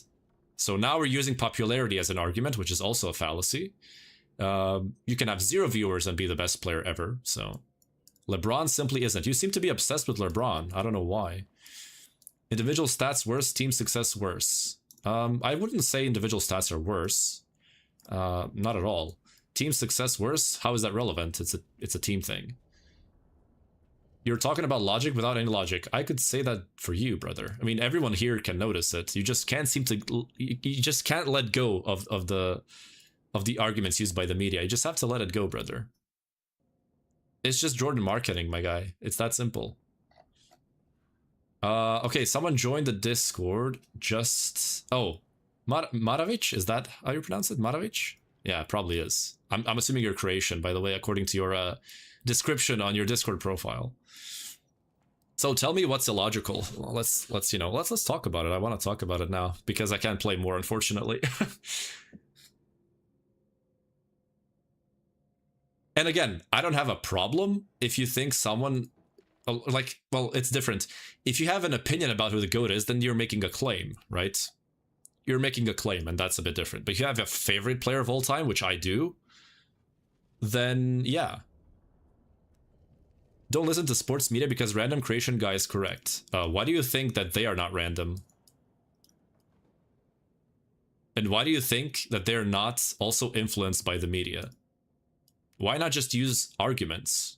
You're now doing what's called appeal to authority, which is also a logical fallacy. So actually, you're the one who's not using logic. So we can go there as well, but it doesn't matter who says what. It's about what they're saying. And now you're using appeal to authority, logical fallacy. So you're just stacking logical fallacy upon logical fallacy. You just keep going. You just can't stop. You just need to take a step back, my brother. And like the worst part is you're being so rude, right? Because you're personally offended. And I never said anything about you as a person. I just said you're not being logical. That's it. And that's only referring to the argument, not to you personally. And it's because you have been so brainwashed to force people to believe that Jordan's the GOAT that you get personally offended. And like, you seem to be obsessed with LeBron. You're constantly mentioning him and saying, he's not the GOAT. LeBron is not even close. I never said that LeBron is the GOAT, number one. And I don't really care if you think he is or isn't, but you're using the fact that you get offended that I think Jordan's not the GOAT, and now you think you automatically assume that I think LeBron's the GOAT, and now you're attacking that instead, right? You think that sports journalists who follows NBA, majority of them are claiming that Jordan's the GOAT no less than you because you played basketball. I'm not saying they know less. I'm saying that their argument is invalid.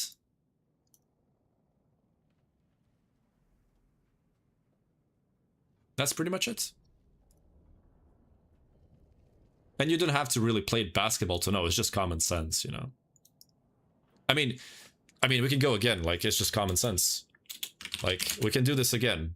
If it takes more for you, then okay, I'll do more. But like, you should have gotten it at this point. You should have understood this by now. But we can go again, no problem. Can I just increase font? I never really use Notepad, to be honest with you.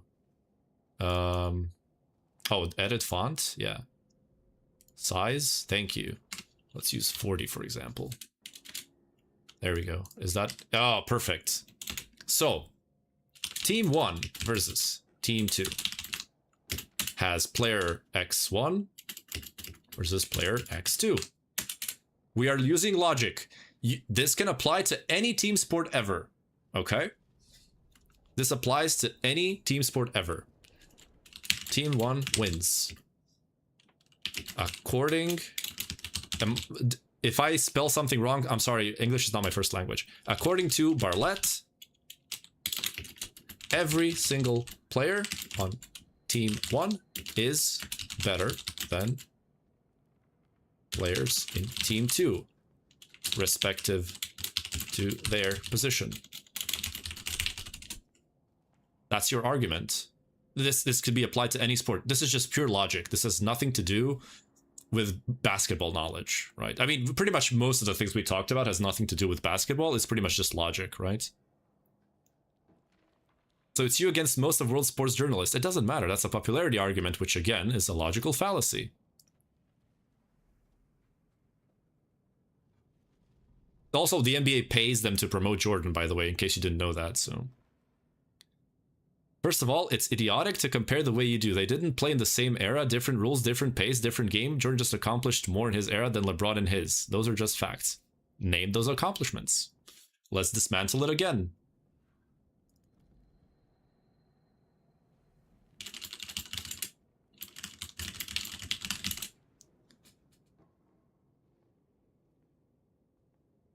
Don't get one guide? No, I can't play anymore. I'll have to go soon. Don't worry, guys. I usually don't do this, so don't worry. I can't play more anyways. I'm just doing this for fun. Well, let's just go into it, you know?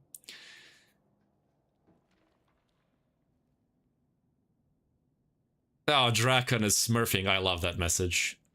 I'm assuming English is your first language. You like put it together so well. I would never be able to do that.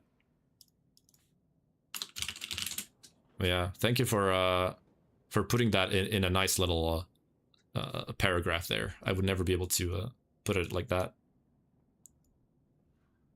But like, Barlett, you completely you defeated your own argument in that message. It's idiotic to compare eras, different rules, different pace, different game. Okay, let's not do that. And then you say Jordan just accomplished more in his. But you just said it's stupid to compare eras. So how does that make sense? Like, you just defeated your own argument in your own message. Like, can't even make this up. 6 rings team achievement. Points per game, take the most shots. MVPs voting. Finals MVPs voting. You also cannot get finals MVP if your team doesn't get to the finals. Defensive player of the year, voting. Defensive team of the year, voting. Those are all votings. Those are all opinions. Okay, next. Anything else? Like, the viewership doesn't matter at all. I think it's completely irrelevant. The viewership, like, popularity is so irrelevant to this conversation. It's just nothing to do with playing basketball. It's fine to compare what people did in their own era, but you just said you cannot compare eras.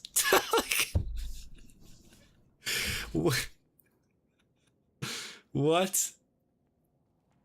Game-winning shots? I mean, it's subjective what a game-winning shot is, right? Is it a last-second shot, like as a buzzer beater, or is it a game-winning shot that you, I don't know, you chucked a 15 seconds before the game ended and you still ended up winning because of that shot? Both of those are game-winning shots. Now, one is a buzzer beater, one isn't. So, you know.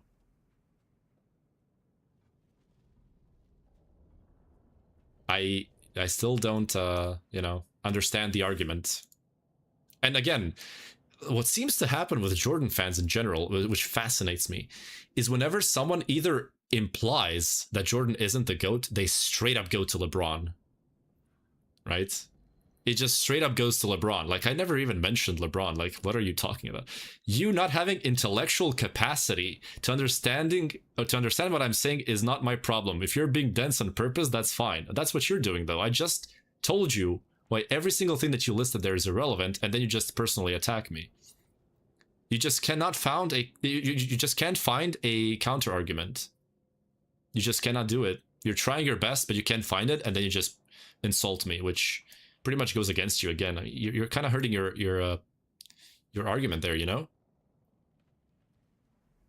You're kind of hurting your argument. What does LeBron have over Jordan? Again with the LeBron. This dude is obsessed with LeBron, man.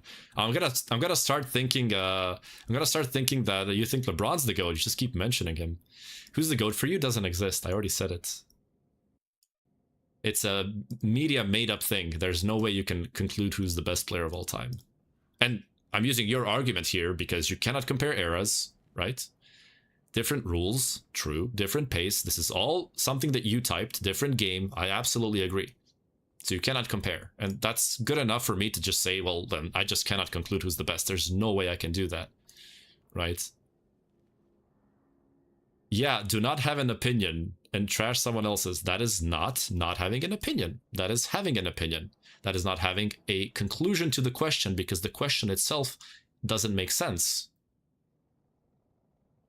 That's just it. And I'm not trashing yours. I'm just dismantling the entire argument because it's definitely not true. We already proved that, right? So your argument is that you cannot compare. I mean, you can compare, right? You just cannot come to a conclusion, basically. Right? You can compare, of course. And I mean, the simplest way to explain this, player 1, let's say 40 points per game, okay? Player 2, 30 points per game. And I already know what Barlett's gonna say. Who is the better scorer? And Barlett will say, player 1. This is simply not true, right? Because if this was correct, then we can just assume that any player can chug up 100 shots a game, have the highest points per game, and just be called a better scorer, which just simply doesn't make sense. There's no GOAT in any sport, pretty much, yeah. Even if it's an individual sport, simply because of differences in equipment, differences in advancement of medicine, in you know, in food as well, right? And it's just opportunities for people to play, right? So, for example, like 60, 70 years ago, like, let me just check exactly.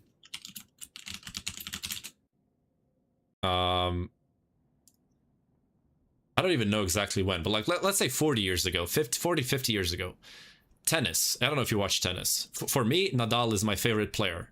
And I don't claim there is a GOAT, but if you watch tennis, you'll know what I'm talking about. In tennis, you have, in modern era, you have Djokovic, you have Nadal, you have Federer. In earlier days, you have Sampras, right? You have, I forgot the dude's name. Oh my God. I'm kind of, wait, let me just, I haven't watched all tennis, right? Agassi, Andrew Agassi, I remembered. Let me just find again. And you have the modern players. I love watching Alcaraz, by the way. Alcaraz is incredible. Sinner is now good as well. Modern player, right? Monfils. You just have a lot of them. Yeah, Sampras, all of those guys. Yeah. So I love all those players, by the way. I love tennis in general. And for me, all of them are just incredible, right? So I love pretty much all, like, the best players of all time in tennis are my favorite players because I find tennis fascinating. And I tried playing it. It's so hard, by the way. It's so hard to play tennis. Like, I played it like maybe like 50 times in my life. I was like, nah, screw this. I'm gonna stick to basketball. Tennis is way too hard for me personally. So I find it fascinating. And like comparing players with the old equipment, right? The old, and not just equipment, old training, like the ways you would practice tennis and the knowledge that we have today, the technology that we have to follow. Like, did you know that they have those little things, the chips that they put in their rackets and in the balls as well to follow the rotation of the ball in your shots, and then they can adjust your shot so that it has better rotation if you're going for a spin, right? Stuff like that. Like, you can't even imagine this 50 years ago. It's like it was completely out of universe. So the things that you have, the equipment that's available, the technology, right, the diet, everything, right, is so much different. The rules as well. Like, if you look at tennis 60 years ago, you're gonna laugh your ass off, right? But at that time, that was the peak of tennis, and you have to respect it for what it is, right? So, and of course, players are getting better because they can focus, another reason, they can focus their entire life to the sport. Back in the 50s and 60s, you had to like work a full-time job and then do your sport on the side most of the time, right? Unless you were from a rich family. It was really rough back in the day, right? So, and by me saying, well, this guy's the GOAT, he's better, but look at what he had behind him, right? Is just disrespectful, in my opinion, you know? I'm just disrespecting the past players simply for not having the opportunities that players of today have, right? So yeah. Wait, what's wrong? He's the better scorer? Maybe not the better player, but definitely a better scorer. No, because he just took more shots. He just took more shots. The argument here, he just probably took more shots, right? There's no context here. And the fact is that Jordan took the most shots, so I can't even conclude that, right? I just said if you look at what Jordan did in his time compared to LeBron did in his, and you can compare that, why not? You can compare it. I didn't say you cannot compare it. You cannot come to a conclusion.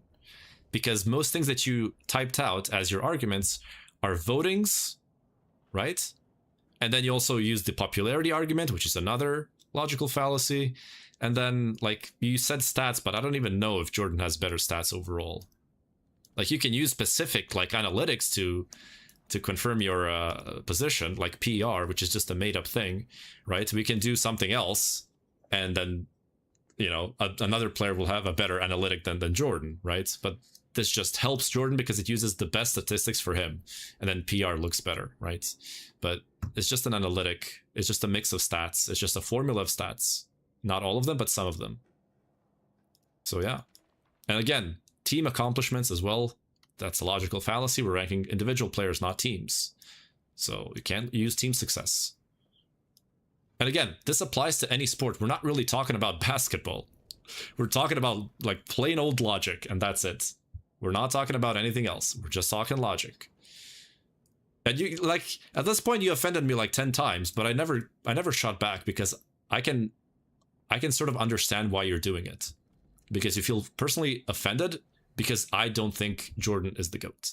You feel personally offended by that, which is crazy to me, but I mean, you're free to have an opinion, of course. But I'll never personally attack you. There's no point in doing that. That only helps you in the argument, because that means I got cornered and now I'm just using ad hominem to personally attack you, which is what you did like 10 times. But I'm never gonna do that because I don't get offended when discussing this. So yeah, I mean, there's simply no argument there. Saying John Joe's best of all time? Yeah, it's probably wrong. Yeah, you can have your favorites, right? That's no problem there. Like, you can say, like, oh, if I had a gun pointed to my head and I had to say who's the best player of all time, I would choose this, right? Sure. But, like, just claiming it like that, probably not true. And by the way, John Jones is amazing. I love him as a fighter, but he's not my favorite fighter. I actually love, well, of course I'm going to be biased here, but again, I'm not saying he's the best. I'm just saying it's my favorite. Crow Cop, because he's Croatian, of course. And Fedor Emelianenko. Those two are my freaking beasts. I love those two, man. I love that fight. I think I watched their fight like 20 times. I just love that fight, man. Crow Cop versus Emelianenko. Oof. Was that a disgusting fight. But again, I'm not going to claim either of them is the best of all time because there's just no proof. The fun to watch. Yeah. God, that was so much fun to watch, man. I love that. The Pride days were so incredible. Oh yeah, it's the same thing. So there's a similarity in Jordan fans with Muhammad Ali fans. But Jordan is way worse because the league was pushing him, right?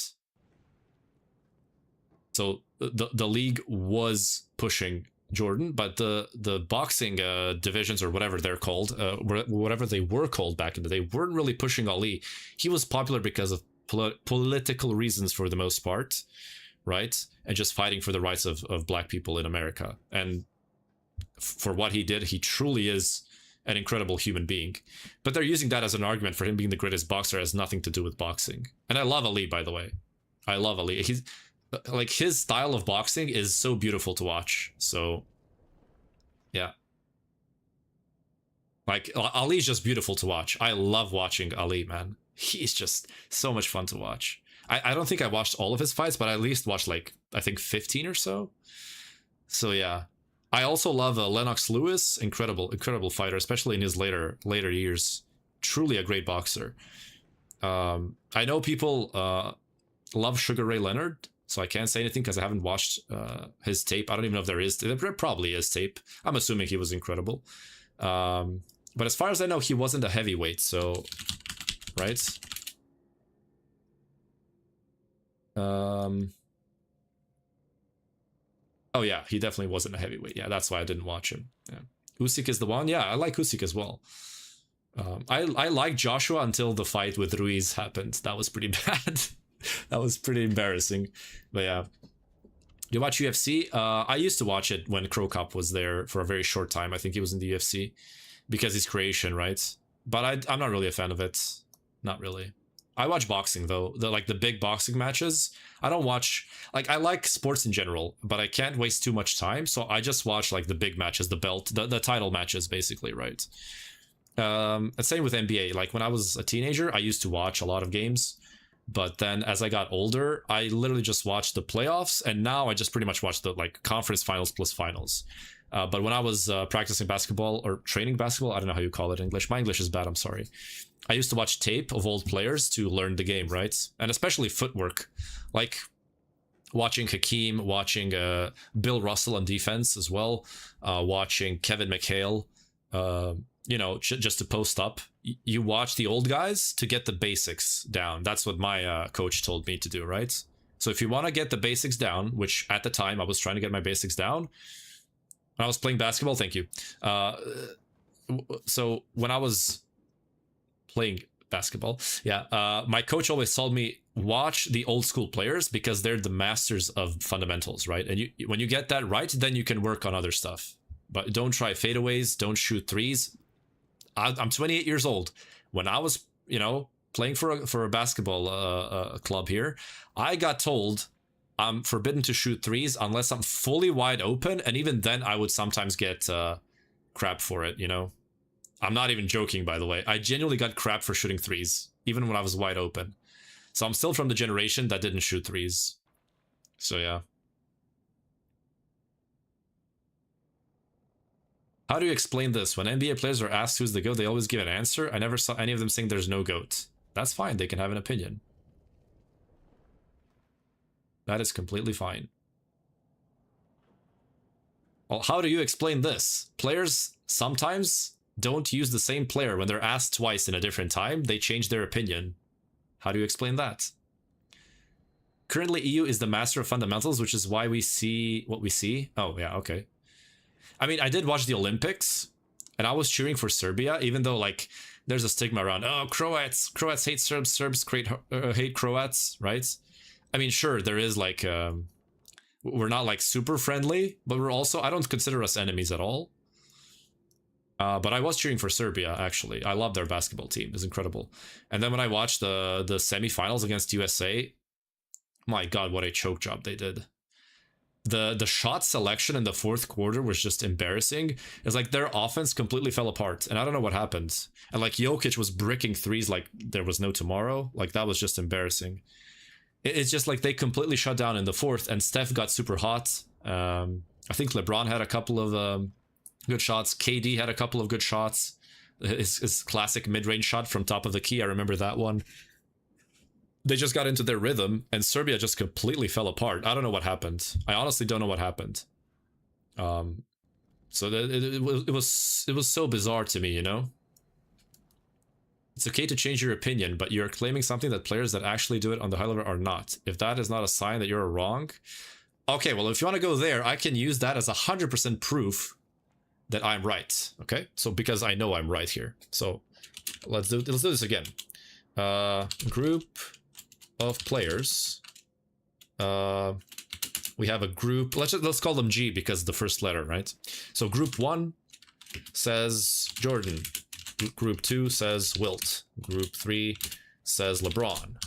Group 4 says Dr. J. Group 5 says Bill Russell. Group 6 says, okay, you can use whoever you want, Larry Bird. Group 7 says Magic Johnson. Okay.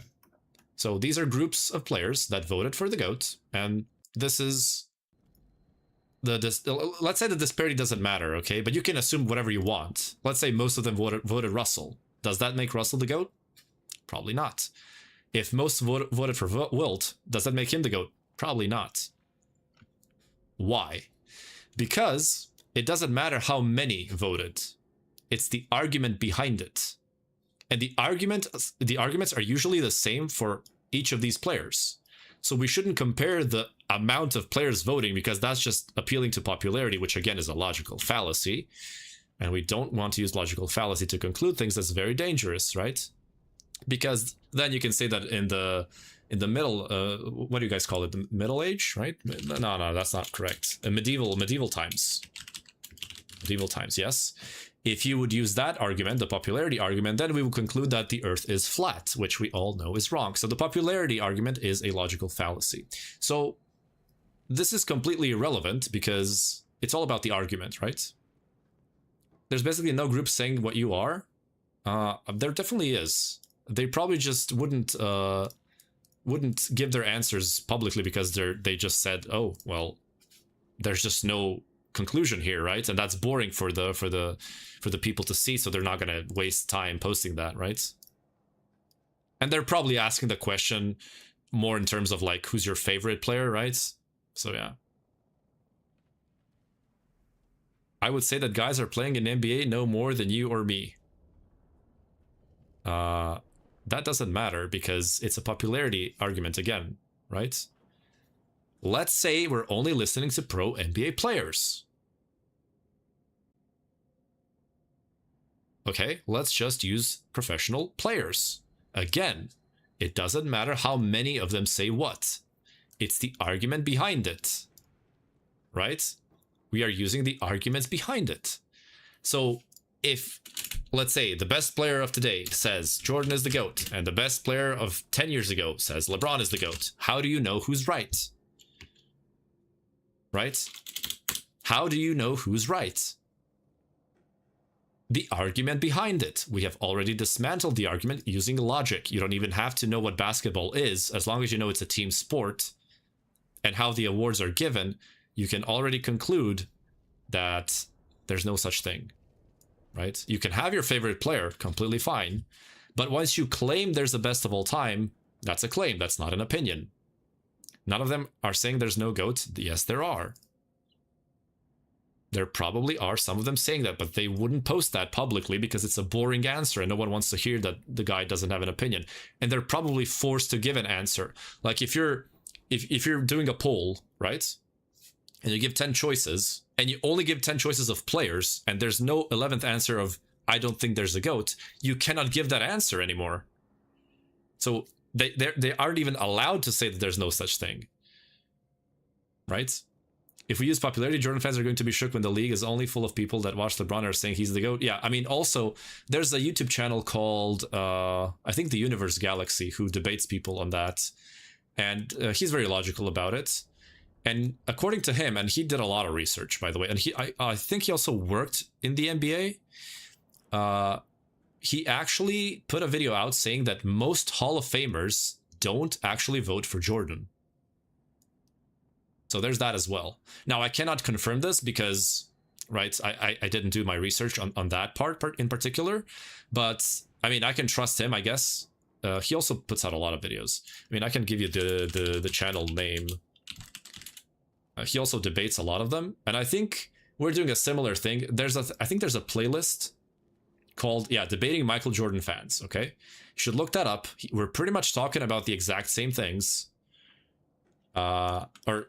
Yeah, we're pretty much talking about the exact same things that he talks about to his viewers. So you can check this out and conclude for yourself. But I'm giving him a shout out because he's just super logical. You live in Croatia? Yep. One of my favorite players, Dražen Petrović. Unfortunately died at the young age of 29, I think. Or I think he was 29, right? I actually have a picture... 28 years old, my bad.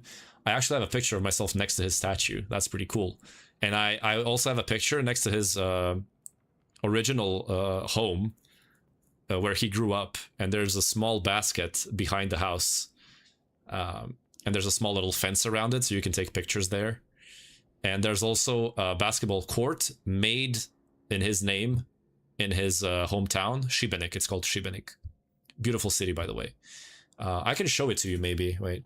And I actually took a picture next to it. I'm not going to show it now because I don't know where it is. But if you just type in Šibenik, you will see it. Beautiful city. I mean, I can just give you the name of the city, and you can Google it if you want to. But yeah. DeAndre Jordan at 3-point line, yeah. I've always wanted to visit because of Game of Thrones. That's Dubrovnik, but I hate that people want to visit because of that. And no offense to you, right? If that's how you heard about Dubrovnik, that's fine. But if you look at what is it called in English? Wait, let me check this.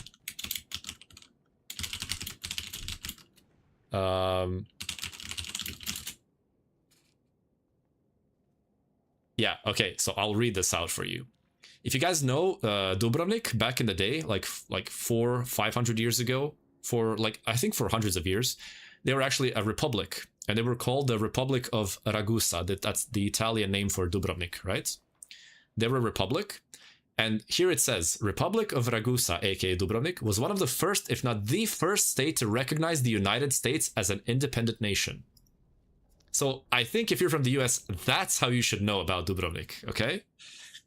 That's a really cool fact, okay? So in case you didn't know that, that's a cool little fact there. But yeah, amazing city. Incredible city, by the way. I was never there. My mom was there. My dad was there. My sister was there. I wasn't there. But I will visit one day for sure because it's super expensive these days. And I'm the youngest in the family. And as inflation went up, so did the, the costs of doing that. So, but I will eventually go for sure. It's definitely in my bucket list, right? But yeah, it is a cool fact. Yeah, absolutely. It's a beautiful city. Beautiful city. So much history there. So much cool stuff to learn about Dubrovnik. Absolutely. But yeah, anyways, the argument is dead. The argument is just dead. There's no argument to be made. Too bad my closest famous childhood home is Trump.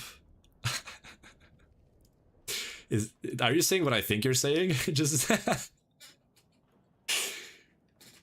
I'm glad to hear local opinions on what I think is a foreigner. Hey, for me, okay, this might sound toxic. I don't know.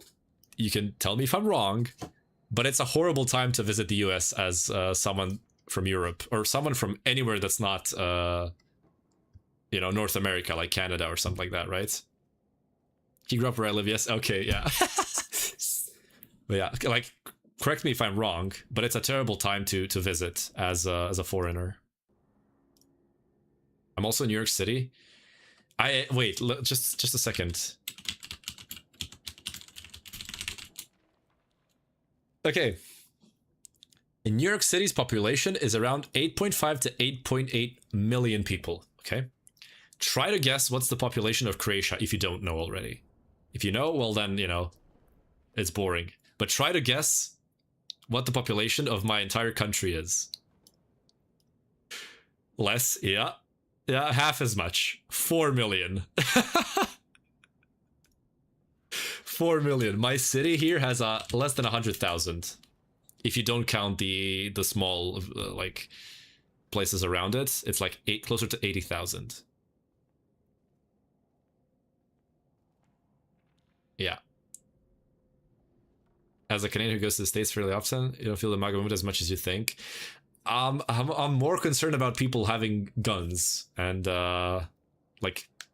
crime that happens on the streets and stuff like that. And that I'm pretty much scared of that in the bigger cities, not in the sort of more distant parts. I know many Croatians in New York City. Oh, really? You'd be very welcomed here. I did not know that. I know there's a lot of Croats in Canada. I know there's a lot of Croats in Canada, and I know there's a lot of Croats in I forgot which American city. American city with a lot of Croats. Pittsburgh, yes, Pittsburgh. Cleveland, and apparently Connecticut, New Jersey. Yeah. Okay. Well, yeah. Okay. I'd argue that the distant parts are worse. Oh, really? Okay. Okay.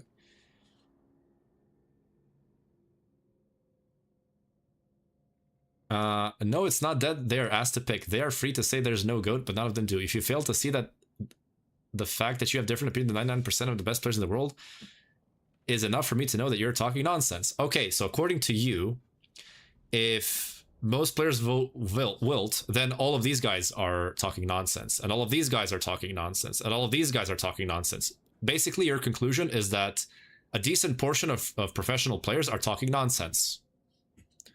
So you just counteracted your point.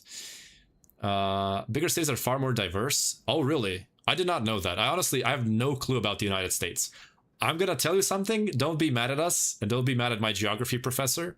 But once in high school, we reached a point where we were supposed to learn about the US, and he said this: I don't like the US. They're not our friends. We're not gonna study them. If you want to study them at home. I'm not kidding. That's what he said. I am not kidding at all. That is what he said, and we never studied anything about the US. So my knowledge about the US is very limited. I know a lot about Europe, but I know nothing about the US. So yeah. No, they all agree there's a GOAT. No, they do not. That is again wrong. There's a certain portion of them that did not vote for Jordan. So again, and also like, your argument is completely dead here because there are Hall of Famers saying that Jordan isn't the GOAT, or saying that a different player is the GOAT. So you're basically saying that there are Hall of Famers talking nonsense. Okay, you can try to counter argue that. Queens, New York City, where I'm from, is the most diverse place in the world, I believe. Player in the NBA who publicly said there's no GOAT. There's probably one. I didn't look it up, but we can look it up if you want to. I mean, I don't want to do that now. You can do your research. But even if there isn't, it doesn't matter. Because none of them... there's no...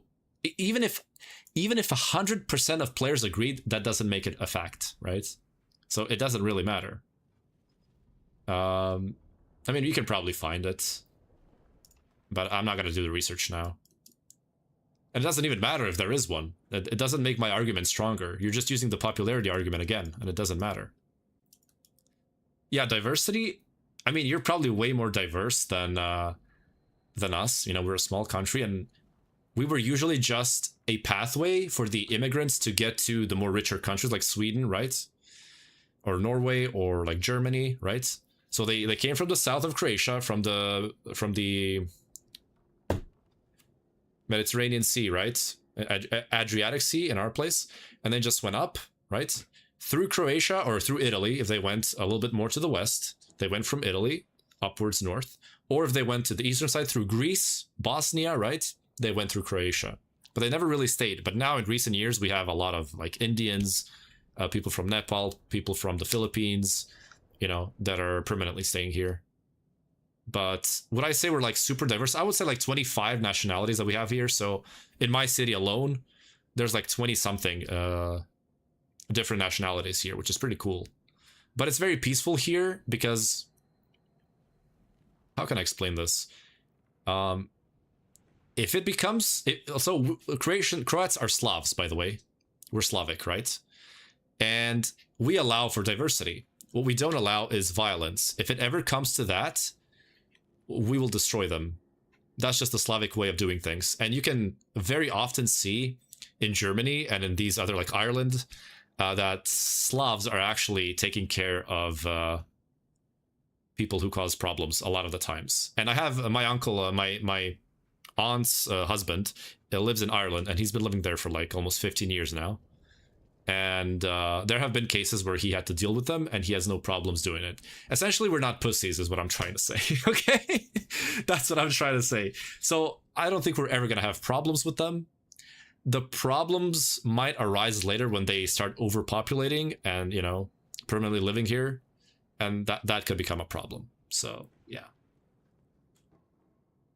You really don't see the problem in the fact that you do not agree with 100% NBA players? That is not true. When topic in the NBA, I really don't know what to say about that. Well, I don't really care what you have to say about it. It's all about the arguments.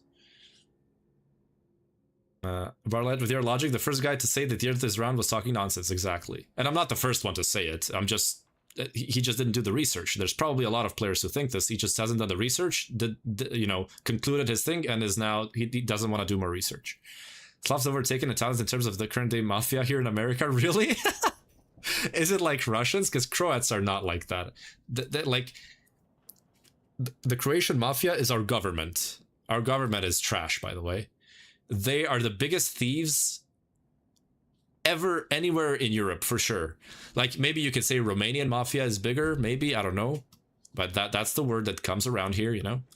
But yeah, Croatian government is awful. Like, it's guys, I can't even begin to explain how bad it is here, okay? So if you think your government is bad, the Croatian one is worse. So yeah.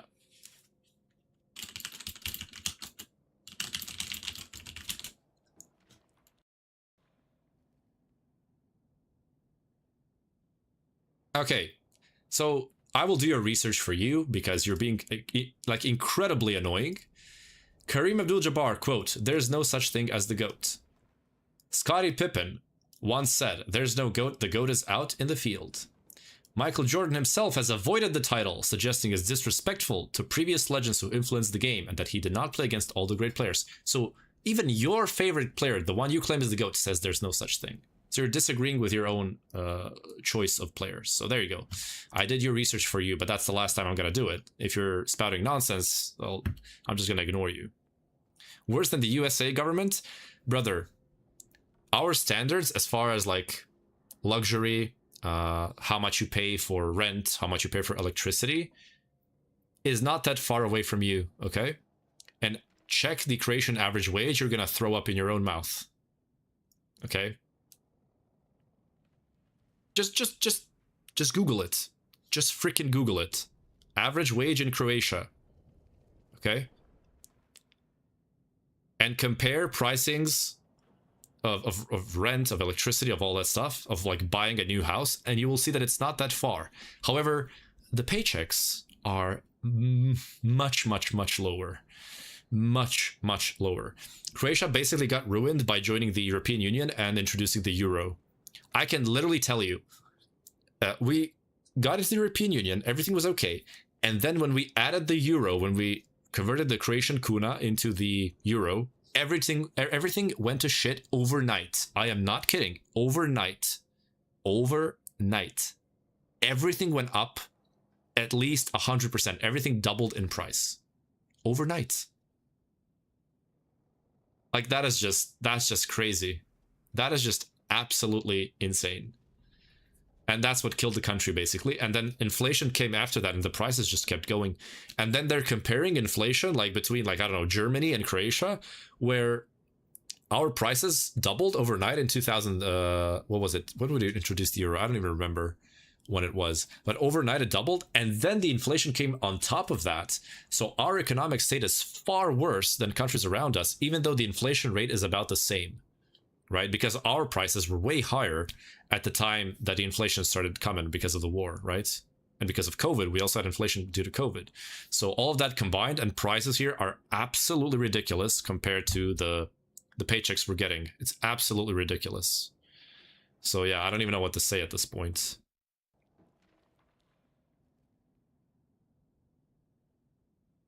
So he says, average is not a good stat. Median pays what you want to look at. You're really not good at stats and number. Well, you're talking to someone who studied maths in university. I know exactly what a median is. I know what a mod is. But you can't seem to wrap your head around logic. That's your biggest issue. So yeah. Can I see my basketball goats in this list? Schneck is in Shaq. Nah, this is irrelevant. There's a person here who's brainwashed by the media, so he can't accept that there's no such thing as the goat. Digimonkey, thank you for the follow, brother. I just saw the alert. Kareem? No such thing as the GOAT, but favorite players? Absolutely.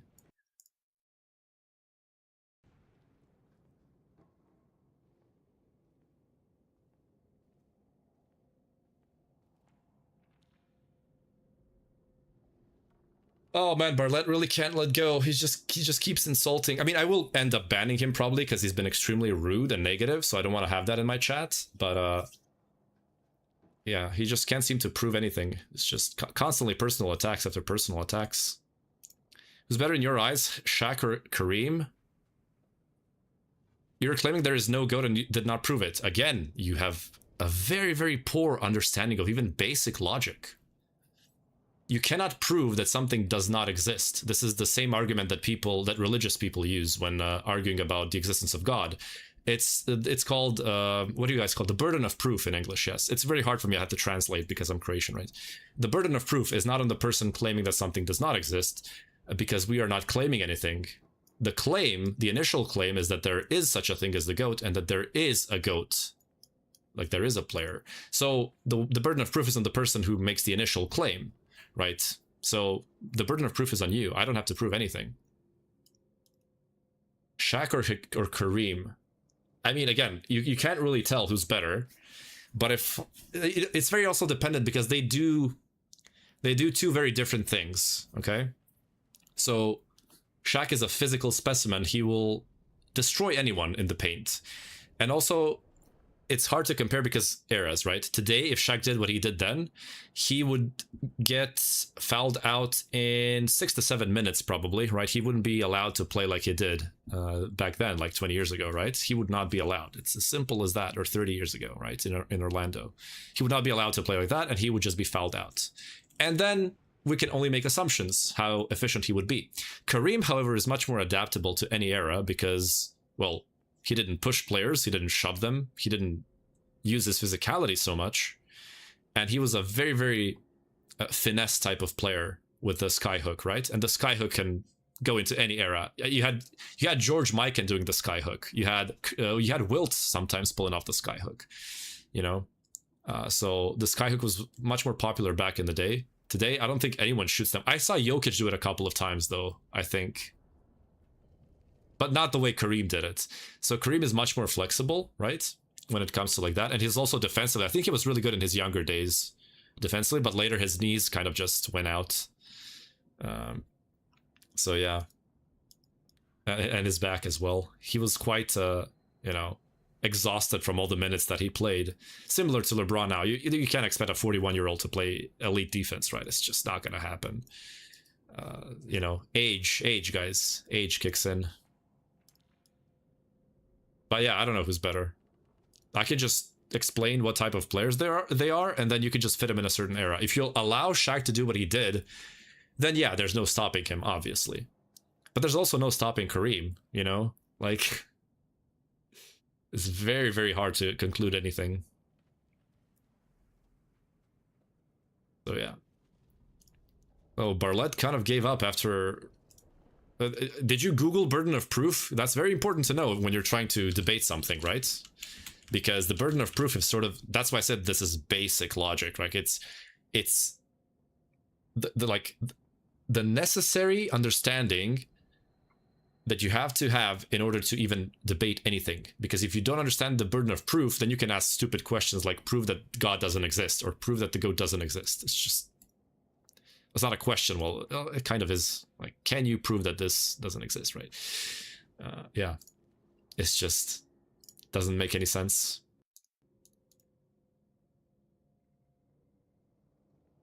Oh, a lot of new comments. Jesus Christ.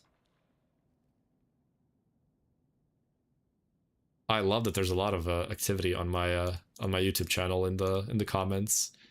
Also, I'm using the wrong category here, which is a little bit weird, but yeah, I guess it's fine. Yeah, I actually love debating. This is like, I wanted to make a second channel about this, but the thing is I don't have time. I don't have time to do it. But it's very easy. What rank are you at now? Diamond 1. The fact that you're claiming something that 99% of people who actually play in the NBA don't, and don't see that, you're probably wrong based on that. That doesn't make sense. Again, it's a popularity argument. You just keep going in circles. Just keep going in circles. You just can't stop, can you? You just cannot stop. And it doesn't matter. I already told you. I literally listed you the players who said that there's no GOAT, and one of them is Jordan, and you just cannot accept it. You just cannot accept it. That's on you. I can't make you,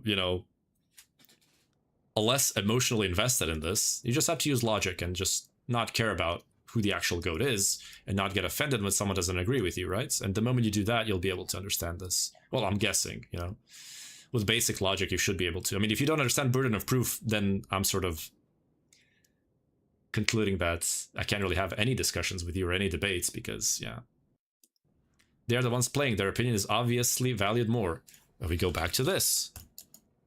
Whose opinion is valued more?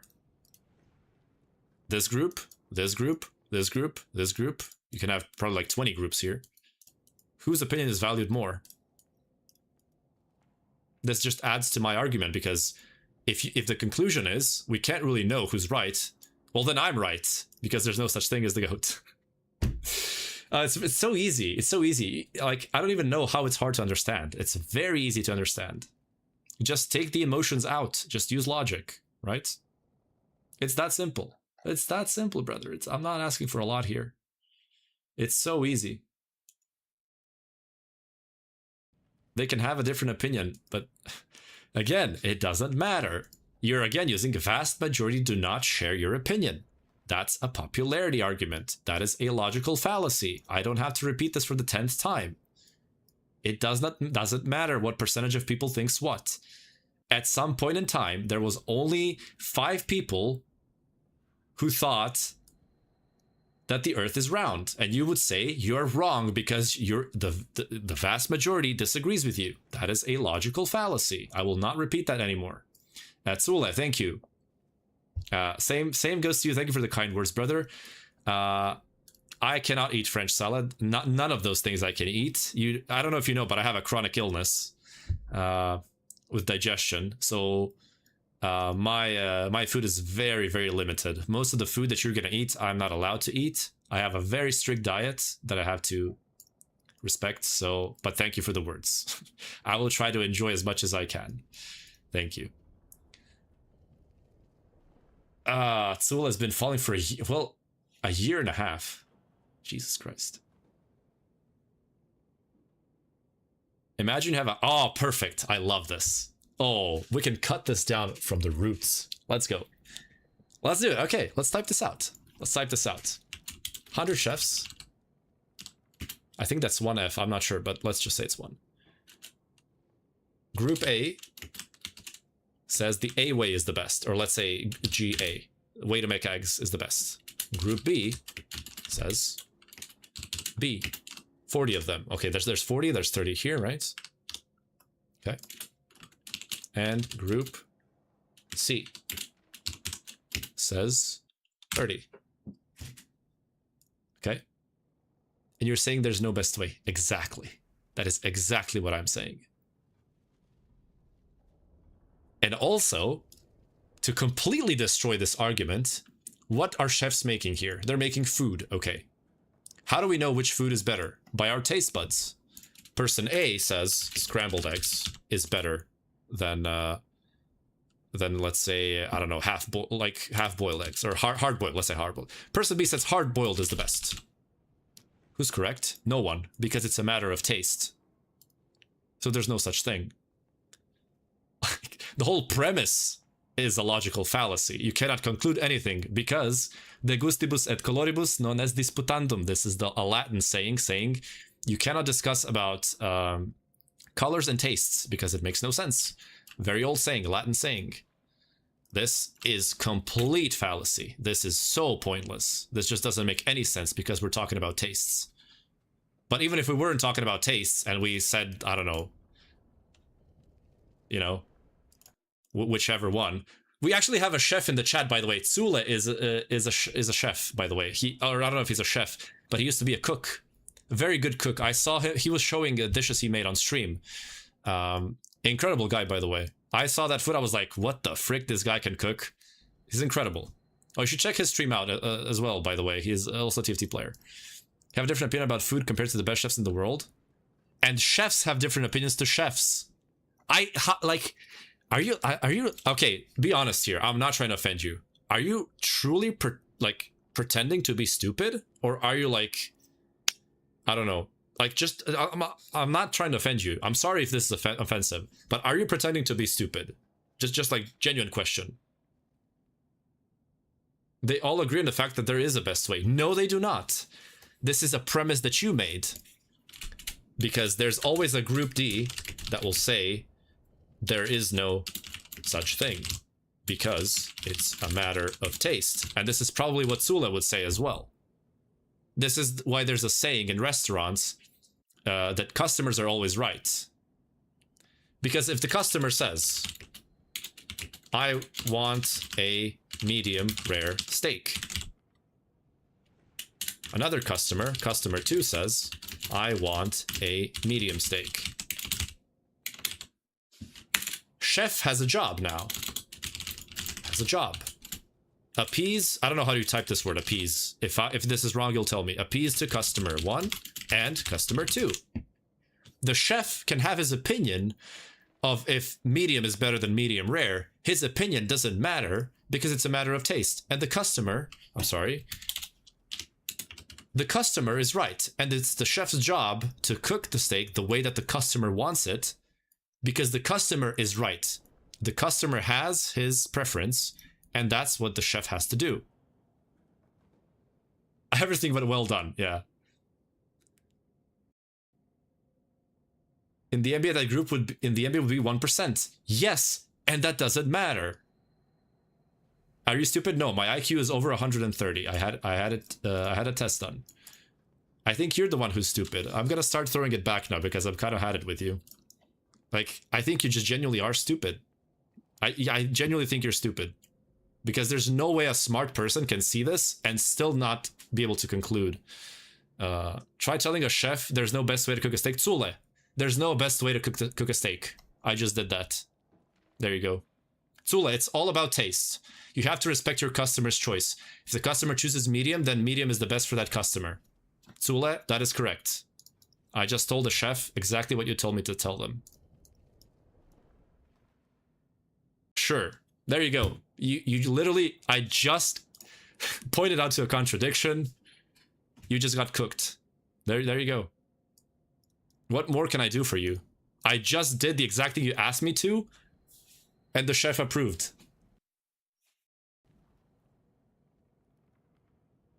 You just got freaking destroyed, brother.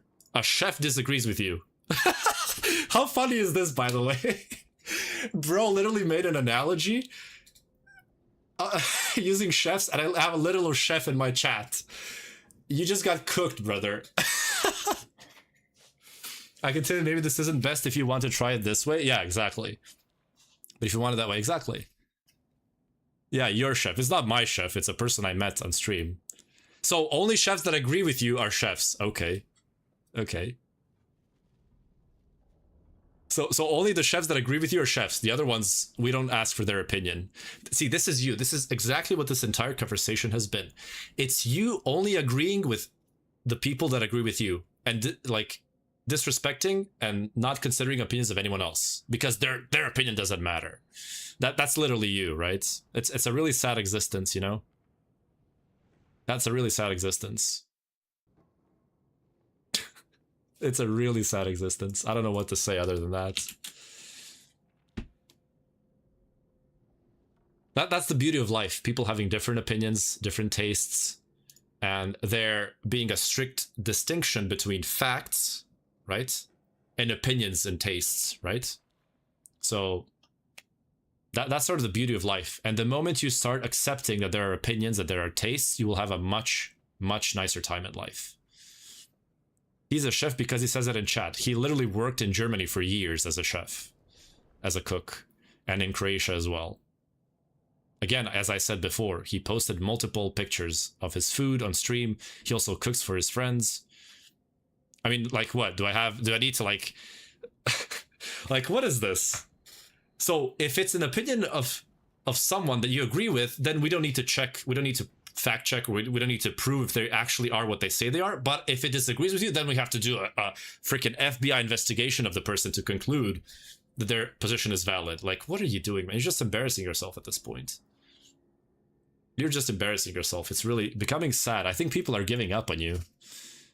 And I feel like I'm gonna give up soon because you're just stupid at this point. I explained everything so many times, and you just cannot accept that someone disagrees with you. Could I play like 2 games? Actually, maybe could have played 1. So I don't mind not playing 1 game. It's fine. I'll shut down stream now, by the way, in like 2 minutes. So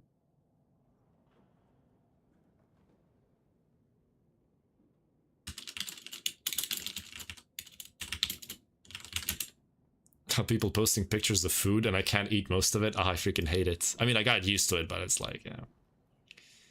Oh, I wish I could eat all that wonderful food, brother. It looks so good. Oh, man. Looks so good. That is what it is. Yeah, like Barlett says, like, oh, there's a chef next to me. He disagrees with you. And then I say Tsule agrees with me, and he's like, oh, but he's not a chef. So stupid. But yeah. I'm out, boys. Thank you for watching. We'll see you next time. Oh, I just need to ban him before I leave. Just copy the name and ban. There we go. And you are out. There we go. Thank you for watching, boys.